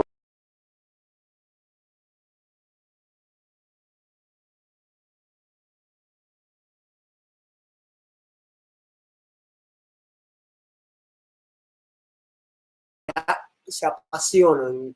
El amor por la naturaleza y por el documental los hace ser tipo los guerreros para defender este mundo. Trabajando con estos documentales mismos de naturaleza, usamos equipamientos varios. No fue una cosa que fueron unos equipamientos específicos, así súper profesionales. Las cámaras eran unas cámaras bien sencillas, cámaras de estas Sony o Canon, pero en algunos momentos con los estudiantes que trabajábamos también usaron sus celulares. Con los celulares de aquella época, estoy hablando en los años 2000, 2005, no era el avance que tenemos ahora con la tecnología que tenemos ahora con los celulares actuales. Les garantizo que si saben y si se empeñan en aprender cómo usar esta herramienta, van a tener un gran suceso. ¿Por qué? Porque un celular es un dispositivo que tenemos en la mano. En cualquier momento podemos sacarlo del bolsillo, de la mochila, lo podemos encender, estamos transmitiendo al vivo, o sea, es muy útil esta herramienta. Entonces podemos usarla de una manera profesional si sabemos cómo usarla.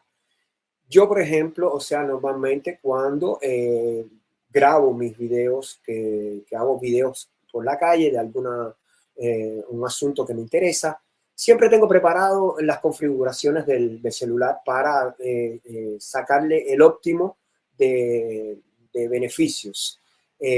Nunca, o sea, siempre trato de entrar en la aplicación de la cámara y allí colocar full screen, colocar el HD, que es importante, en la hora de grabar el sonido también, que sea un sonido con la máxima calidad. Y estas herramientas ahora de los celulares, les digo que traen muy buenos resultados. O sea, los resultados que se hacen ahora mismo son muy buenos. Yo ya he participado de una experiencia de grabar una película total de ficción con un celular. Y la calidad fue increíble. Cuando también tuve otra experiencia muy interesante, cuando la pandemia, creé un grupo con unos amigos para hacer una experiencia vívida de lo que nos estaba pasando en ese momento en la pandemia. ¿Y qué decidimos hacer? Decidimos hacer grabaciones de nosotros mismos como si fueran cartas y contándonos lo que estaba pasando en cada una de nuestras ciudades. Éramos 3 amigos. Yo estaba aquí en Brasil, tenía un amigo en Argentina y otra amiga que estaba en Colombia. Y lo hicimos con nuestros celulares. Tipo, yo desde mi casa grababa desde mi ventana todo lo que estaba pasando en el barrio, o a veces salía con mi máscara y grababa todo lo que pasaba por el barrio también. Un poco no me alejaba mucho porque en aquel momento del principio de la pandemia no sabíamos qué esperar del virus, pero lo hacía con mucho cuidado. Los resultados fueron increíbles. Tanto así que este proyecto, o sea, fue más allá de simplemente nosotros 3. Lo subimos a las plataformas y las personas empezaron a contagiarse con este modo de hacer y viró una viralización de este proyecto que fue una de las cosas más increíbles y más bonitas de las que ya he participado. Como sonidista, ya en mi área más profesional, que es la que hago ahora mismo, porque todo esto que les había contado es cuando como yo hago como montador, o sea, ya como sonidista y como microfonista. Trabajé también en producciones tanto internacionales como aquí nacionales de Brasil. La experiencia es una experiencia preciosa. Tipo, el sonido es una herramienta que muchas personas a veces no le dan el valor que realmente tiene. Y si nos pensamos que la palabra audiovisual es la unión de 2 palabras, audio y visual, pero el audio está allí. Es la primera palabra que nos encontramos en este gran mundo que es el audiovisual. Es de un peso gigantesco, es un peso importantísimo, porque a través del sonido nos entramos en este mundo que es la propuesta que nos están mostrando en la pantalla. Tanto sea una ficción como sea un documental. El sonido es quien nos va a guiar a través de ese curso que son las imágenes. Las imágenes nos van a ir mostrando los diferentes lugares donde vamos a tener acceso a través de esta gran pantalla que puede ser una computadora, que puede ser un celular o que puede ser el cine. Y el sonido nos va a enganchar y nos va a transmitir sentimientos, nos va a transmitir estados de ánimos, nos va a llevar a mundos imaginarios dentro de esta misma propuesta que estamos asistiendo. Tipo, la postproducción, por ejemplo, también es otro paso también muy importante, porque en la postproducción, allí es donde vamos a colocar todo lo que son los sonidos que van a complementar nuestro producto.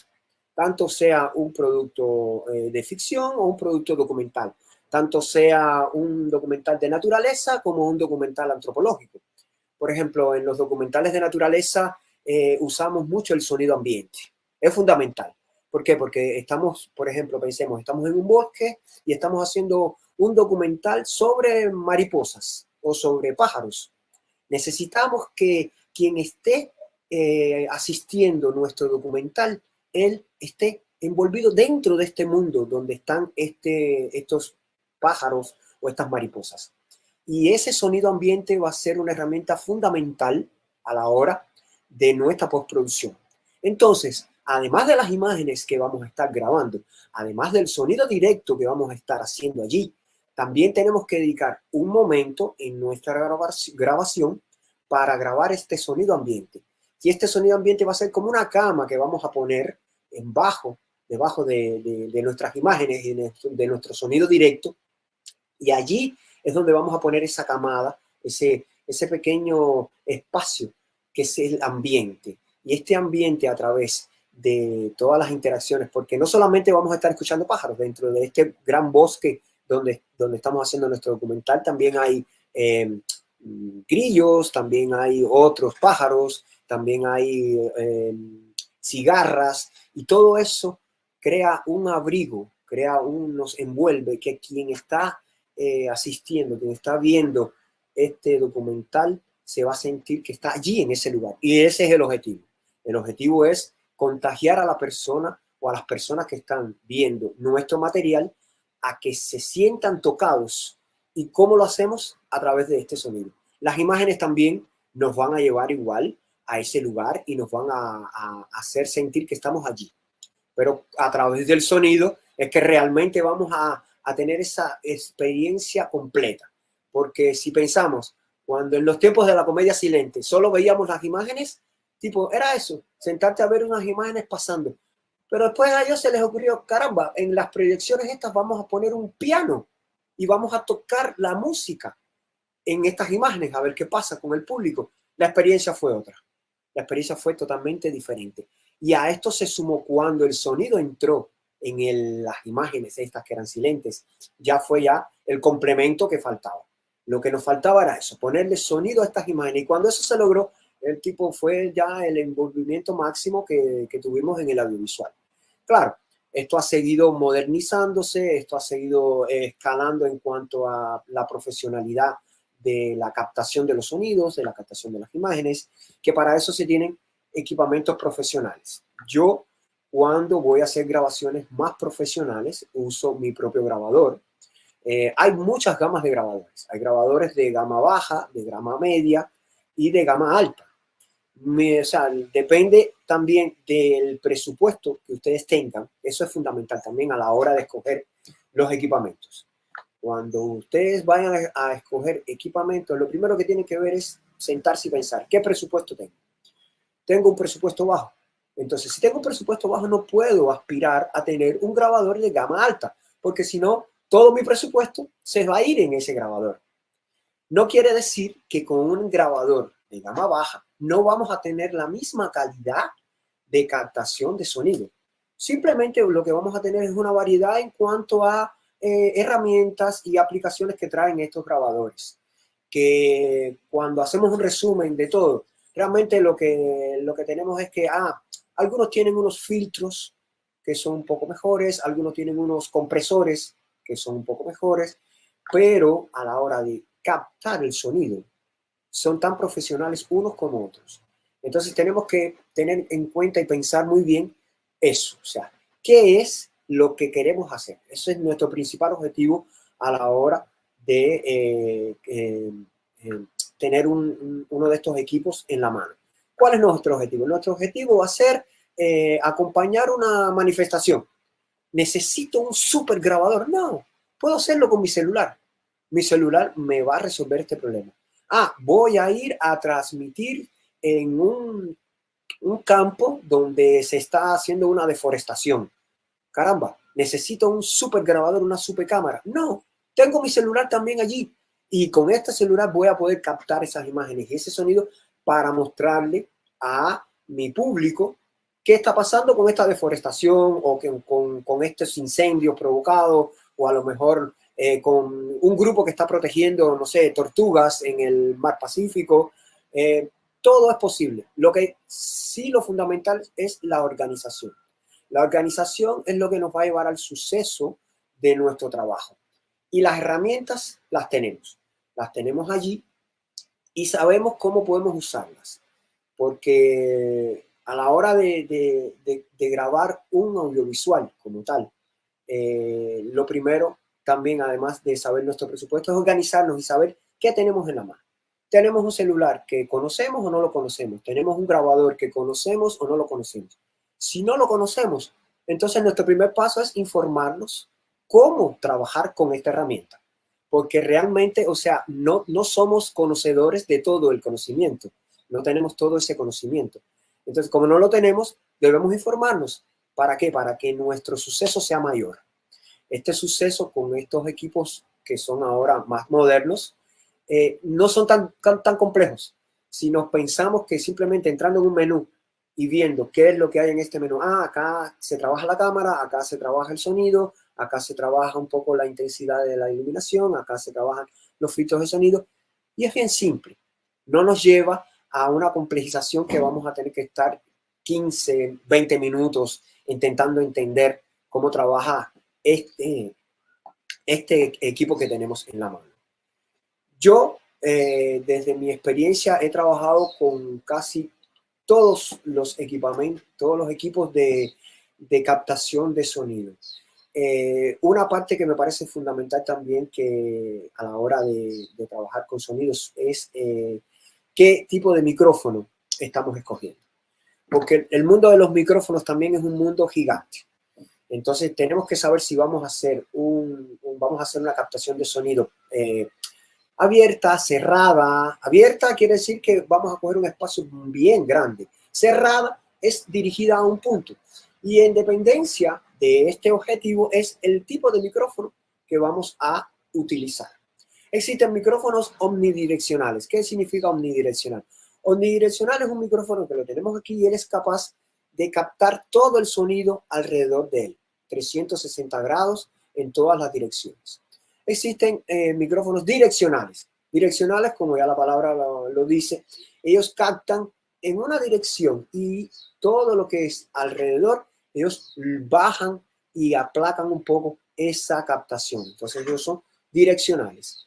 Estos micrófonos los vamos a usar en dependencia de la situación que nos encontremos, por ejemplo.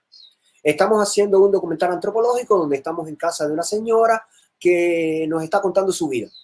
Y como la señora no queremos que se nos vea el micrófono, usamos un micrófono de corbata, un lavalier. Estos micrófonos son omnidireccionales y son capaces de captar en cualquier dirección el sonido de donde venga. Entonces, al colocarlo aquí, en el vestido o en la camisa de la señora o del señor que estemos grabando, él va a ser capaz de captar la voz de esta persona. Y nuestra entrevista va a quedar maravillosa. Por ejemplo, estamos en este documental que estábamos hablando de los pájaros y queremos el canto específico de un pájaro. Y lo estamos viendo, sabemos dónde está su nido. ¿Qué hacemos? Cogemos nuestro micrófono direccional y lo ponemos en la dirección de donde está este pájaro. Y vamos a lograr captar exactamente el canto de este pájaro.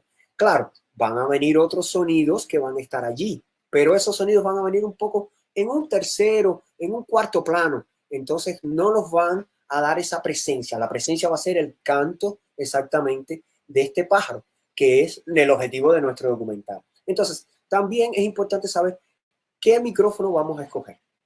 Los micrófonos también son muy fáciles también en el sentido de entendernos.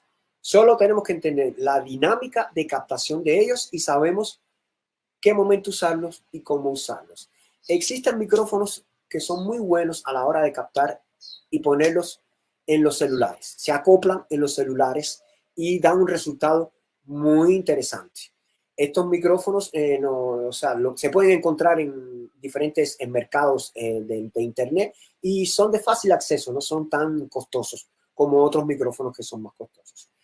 Yo espero que, o sea, les haya servido de algún conocimiento todo esto que he hablado con ustedes. Y claro que estoy súper abierto a todas las preguntas que quieran hacerme sobre este gran mundo que es el mundo del audiovisual y el mundo del sonido. Espero verlos en próximas charlas y espero también el feedback de los trabajos que ustedes están haciendo, cómo lo están haciendo, cómo resolvieron los problemas que se encontraron en el camino, que también es un desafío interesante.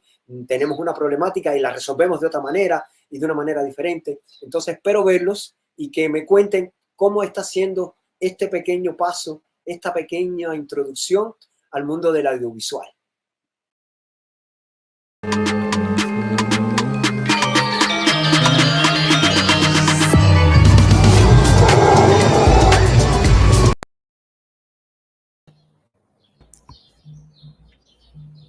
Hi, Luigi. Hi, Hannah. Hi, Rodney. Hola. Hi, guys. Gracias por toda tu presentación y tu información. Gracias a ustedes por invitarme a este encuentro tan lindo. Y es nuestro placer que tenemos una comunidad que hace preguntas, entonces si nos permites, tenemos ciertas preguntas que Por hacer. favor, no esperaba menos, por favor. Hannah, did you ask the question? No, I was saying him that we're going to make some questions. Okay. So, I'm gonna read like the question out first in English, and then you translate it to Spanish so that the interpreters know. Okay. So, how do you decide to combine biology and filmmaking? What made you think that that was a good decision to make? Entonces, la decisión realmente me la puso la vida. Yo me formé de biología y me gustaba mucho el cine. Iba siempre a asistir filmes en los cines. Y un día un amigo me contó, ¿por qué no te llegas aquí a mi estudio que te puedo enseñar cómo editar películas? Y yo dije, bueno, voy a probar. Y probé de una manera que nunca más salí del estudio de él. Lo hice y ahí entonces después, cuando estaba en la escuela de cine, combiné esto de hacer documentales de naturaleza con la biología. Y ya fue entonces el un plus ultra de mi realización personal como trabajador del audiovisual. Super. Gracias. Should I translate it or? Yeah. You translate what Rodney says after. Okay. Yeah. So Rodney was sharing with us that he started interested into biology, and it was until after that he got invited into learning more of the video creating and filmmaking. So it was like a career shift, but it's like a combination of both, right? Thank you. Okay, so for our next question, we have someone asking, did it take you longer to find your career and create your first movie? So did it like, how long did it take you to know that this was your passion? Entonces, no fue muy lejos, la verdad. No me demoré mucho porque yo soy muy curioso. Y enseguida, o sea, fui atrás de hacer alguna cosa que me interesaba. Tipo, lo primero que me encontraba en la calle, ahí ya lo estaba grabando y empecé a experimentar. Sí, o sea, yo realmente lo que les aconsejo es que experimenten ahora mismo, ya, mañana. Mañana mismo salgan con un celular y empiecen a experimentar. Que de tantas veces que lo hagan, van a coger experiencia, van a tener esa experiencia y ahí van a conseguir hacer cosas mucho mejores. Okay, wow. So Rodney was sharing that it was about creativity, that he just by trying and going out and trial and error kind of thing, and he invites all of us to just go and gain experience by taking the videos and pictures and learning from that. Okay, so our next question is, what do you think of Omar and hers, like the previous speakers? I don't think, were you on the screen? Did you see them? You weren't. I don't think he was on the screen, guys. So yeah, we're gonna skip that question. No. We're on. No. I was listening to guys. Okay. Oh, okay. Wait. I want to answer that question. Okay. Entonces fue muy emocionante. O sea, ellos son un ejemplo exactamente de esto que yo les estoy aconsejando. Ellos simplemente están haciendo sus videos con las herramientas que tienen, que son sus celulares. Y es muy importante para ellos hacerlos. Fue muy emocionante escucharlos, vivenciar la experiencia de ellos y mi total apoyo a todo lo que están haciendo ahora mismo Omar y Hers allá en Palestina. No, buenísimo. And I agree. Rodney is saying that he is really emotive, and that's a clear example. That's a great example of the impact of storytelling and how they're inspiring all of us to go and share our stories with what we have, I and agree. will Yeah. influence others in a positive way. So, yo también. So I think we have time for one more question, and I'm gonna choose between these two. Okay. What are the three most important things to keep in mind about the audio when we do reels with the phone? So when you're taking a video with the phone, what three things should you focus on when it comes to the audio? Ok, tres cosas fundamentales. Primero, el espacio donde van a estar haciendo la grabación es fundamental. Tienen que tener un poco de control sobre esto. Si son documentales, no hay control, entonces vamos al frente y asumimos esas interferencias sonoras que van a entrar. En segundo lugar, el tipo de micrófono que vamos a usar. Un poco que hablé sobre ellos en la presentación. Y en tercer lugar, a la hora de grabar, o sea, con sonido, tenemos que tener en cuenta, o sea, qué es lo que queremos exactamente, qué es lo que queremos grabar.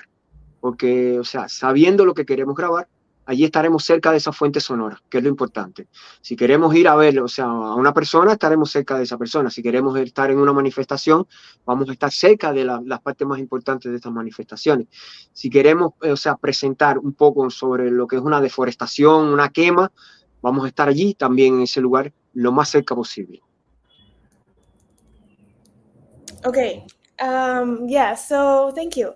There are three main things to take into account. First of all would be the space, knowing where you're at and what do you have in right here. Second of all would be taking account of the microphone. I know that we learned from the omni what? Direccional. Omnidirectional or something about like how this microphone can directly capture your surroundings or specifically a person. So take into account that and having having clear like what do we want to record. So just like in that aspect. Thank you. Okay, so thank you so much, Rodney. We absolutely loved that. And thank you for your passion, because that's what really like intrigued me. That's what made me hooked to what you were saying, the passion. Oh, it's my pleasure.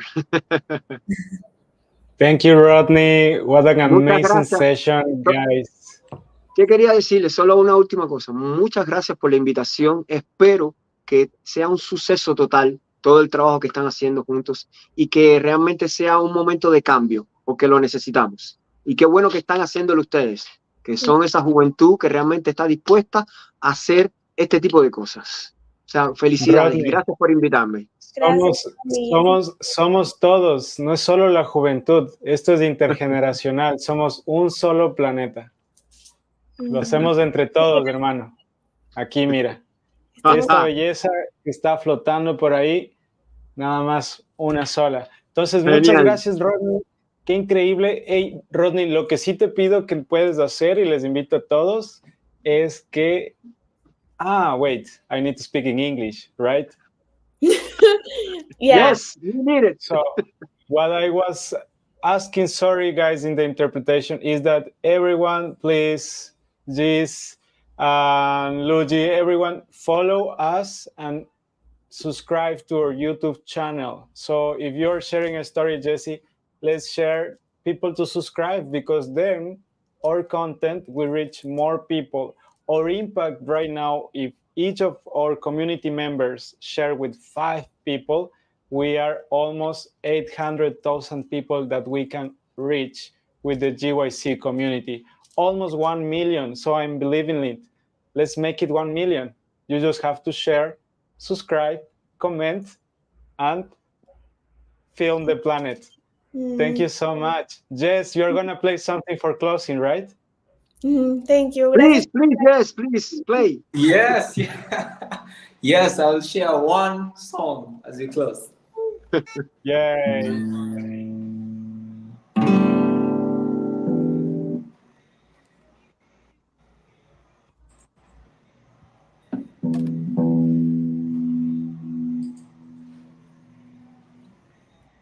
Just a moment, I do a tiny setup. Don't worry.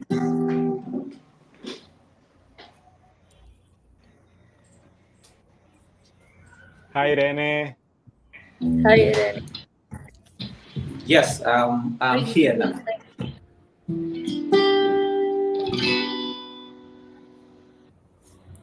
Go for it, Jesse. Thank you, thank you. So this song is called Hope You Can See. Hope You Can See is a song that I have been using to tell young people to see what's happening around them, just as we have heard in taken action. You don't need to wait for big impact. When you start where you are, you can really influence your community, people around you, and also... Not sure where this went, but I'm sure that he's going to be back. And he's back. So this is it. It's called Hope You Can See.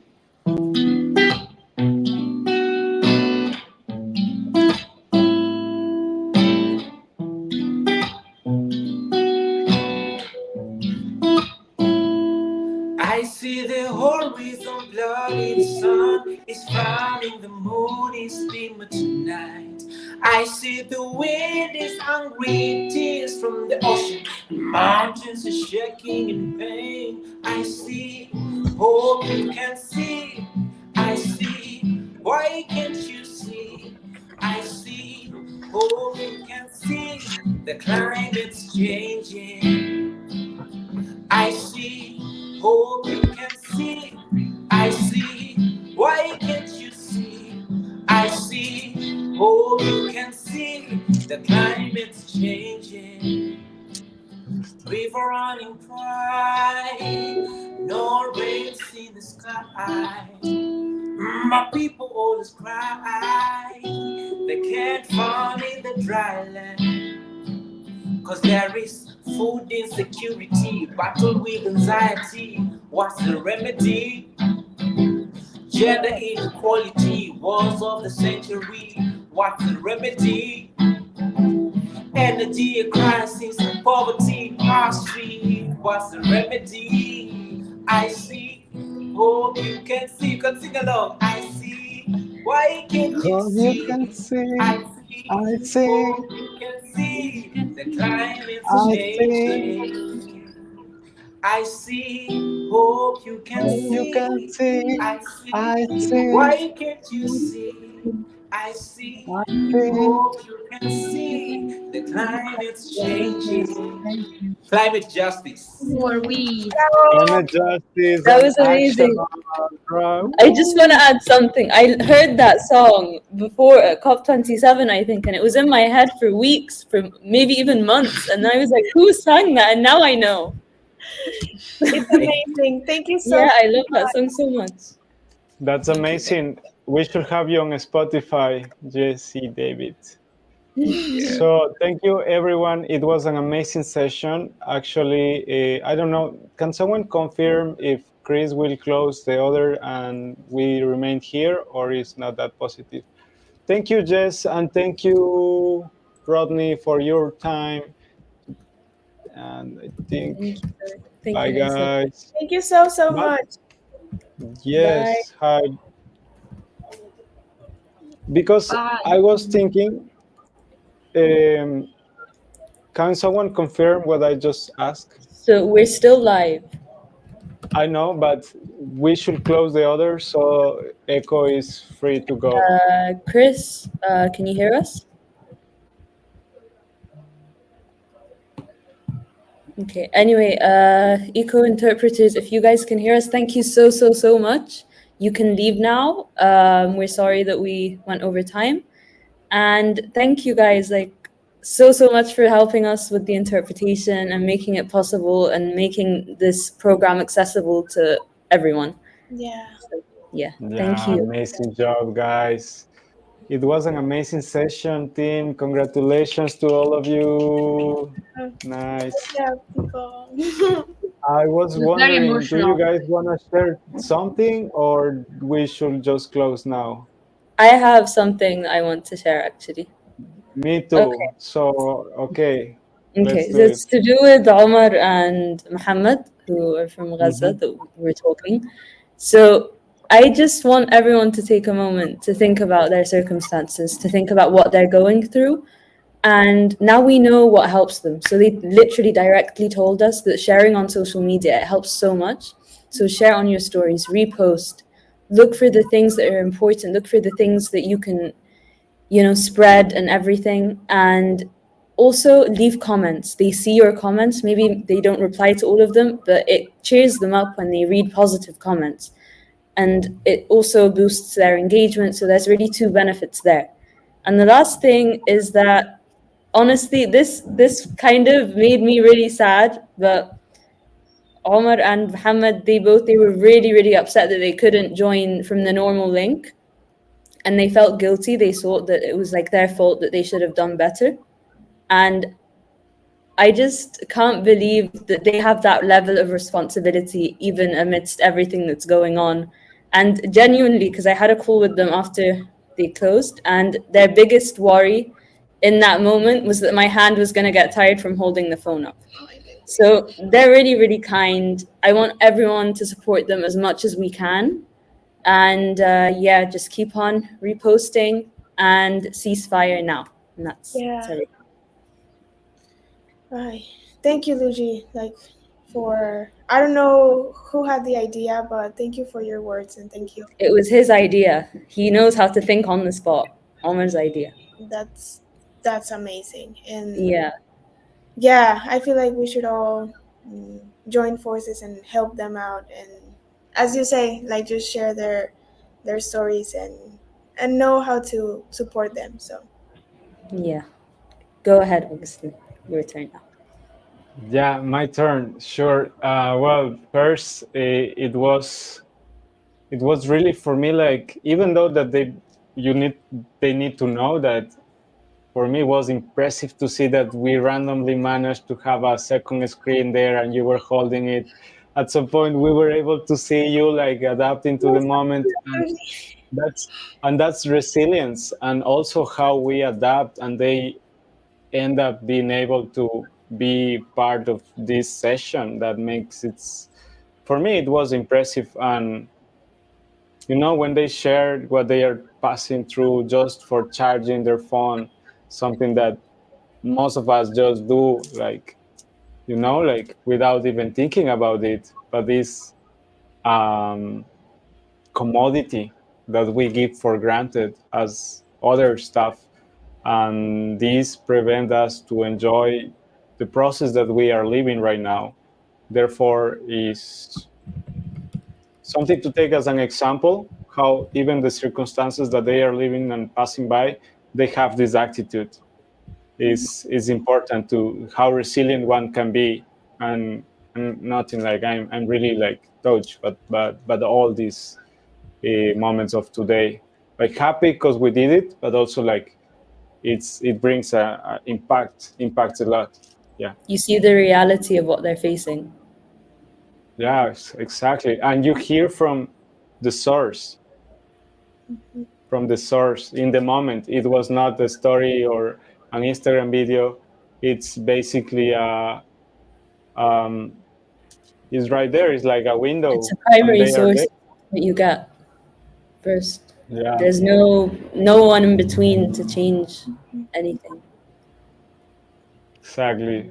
The way they share, how I like also, like they are something that I'm always trying to communicate, that we create our reality, and they are like trying to bring this to their people, not just for themselves. the fact that they are monetizing with the eSIMs, like bringing connections to their fellows by internet is already a lot. They're literally know. running a social enterprise without even, realizing it. I was asking myself how we can support them a part of that as GYC. Is not possible to send them something through the youth ministry? I have to check. Let me check first, and then we'll see. Let me. Yeah. check. Okay. What about you, Irene? Me, yeah. Irene? I was also on an emotional roller coaster. To be honest, when I saw that, you put up the screen with the video, I was like, I love us, I love them, I love, just the will of getting things done. Like, and, like for the people who are watching us, like, it wasn't even easy to organize this in the sense that, like, it's not just now, it's like literally like the communication around every day, like between like, oh, do you want to come? Yes, I want to come. What do I need to know? And then matching the time slots they got for the internet with us. And it's like, it's reality, but it's possible. And this is what people can do. Like, yes, we're not presidents of powerful countries, but like humans, I don't know, I'm just it's spirit to spirit, and that's what really was with like what touched me. And then they were like, hey, we come back next time. I was like, yes, guys, be our guests. Like, We want you guys back next time. and to me it was also a honor to be like, wow, because I often feel, I guess I'm not the only one, feel powerless, in this situation. And then, of course, it's nothing compared to what they're going through. But I guess a lot of us are asking ourselves, how can we make an impact? How can we do that? So I think they gave us the privilege to assist, to do this, really, We're the ones that needed to hear from them, not them hearing from us. Yeah. Exactly. And I think what Reeforesting for Peace today was like, actually, it's a window into a place that you were told it's impossible to cross, but you can cross those borders. You can, like, yes and no, of course, but the spirits can really go far. And hey, maybe one day we'll meet them live. The GoFundMe also will help them getting out of Gaza. That's what they are getting money for. So I guess we can all do the next step on top of also what they have already shared, that it's meaningful to them, and let's support them and let's learn from them, and also just let's not forget that they're just like people like us in the end. They just want to enjoy their life, and maybe they had the passion for social media, and that's how I was surprised that he was so straightforward. Like, I hear that you guys are in filmmaking and social media, so this is what you have to do: tag, content, things. I was like, wow, he's literally giving us a speech of mentorship of how to do it. And it was completing the purpose. The first moment that Luigi was sharing, oh no, we don't have it. First of all, do we still have interpretation? Is already a lot of time. I don't want to get in trouble. I don't think. No, I don't think we do. said it's gonna leave the stream running, but I don't know if the interpreters are still there. We told them they could go. Okay. Yeah. Okay. I will check now if they're still. Well, in any case, what I was sharing. I think said leave the stream here. We told them they could go. Okay. Yeah. Okay. I will. Sorry? Now, if they're still.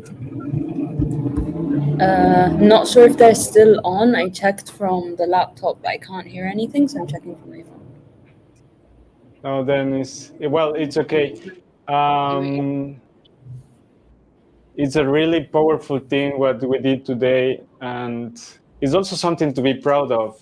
Of course, there's no comparison, but all the chain of information of getting to create this moment of, or this window of this reality, and sharing what they are doing, sharing the impact, the way of thinking. I'm quite sure that today we created a really powerful impact. And in general, with our program, I'm happy that they said that they might be able to join us again next week, next session. So, because we will be in Bonn, and I believe it's going to be something powerful for the youth to be there with the cameras and hear from them the way they have to think. Because I also think like climate activists need to hear this, like, let's be positive.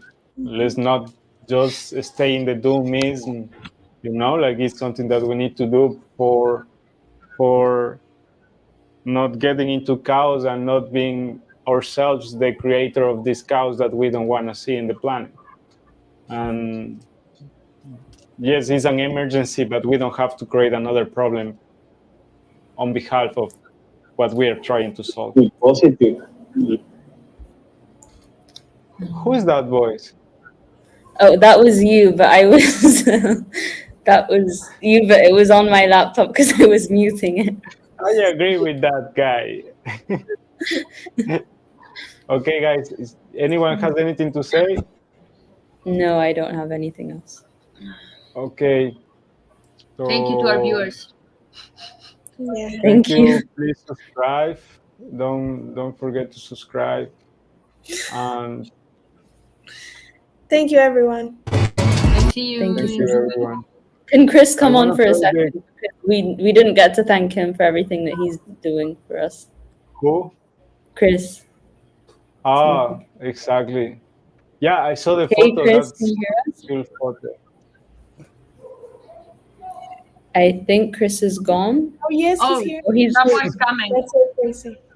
Hi, Chris. Hello, Chris. Okay, so Hey, here Chris. is Chris, who does everything behind the scenes for us, for anyone who wanted to know. He's got like more computers than I can count and more devices that I can count open, and he's managing all of them. You see all of that? I can't even count. Wow.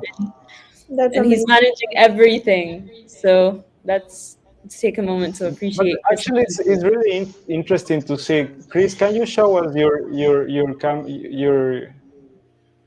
let's wait. Portuguese, French, Spanish.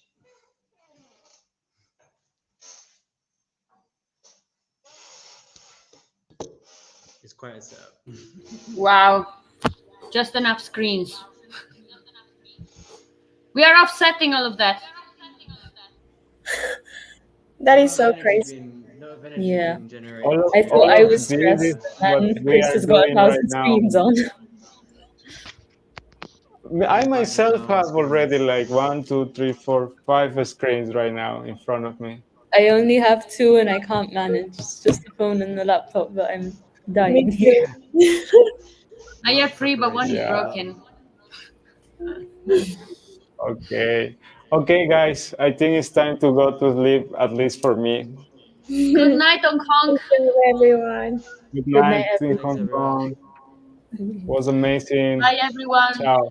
I want to play the video. Irene, I want to play the You play video, the like video, the complete Ali. video. But where is it? I don't have it here. Wait. It's the host I and know what to close. do.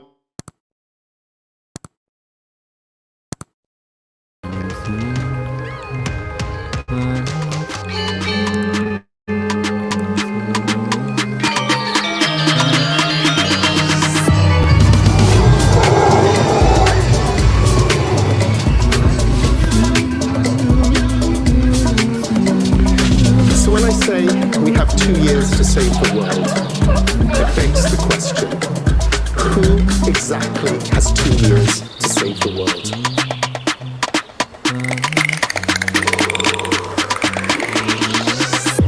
The answer is every person on this planet.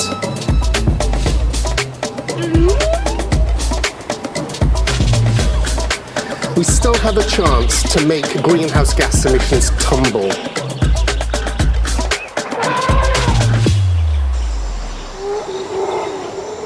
Generation of national climate plans, but we need these stronger plans now.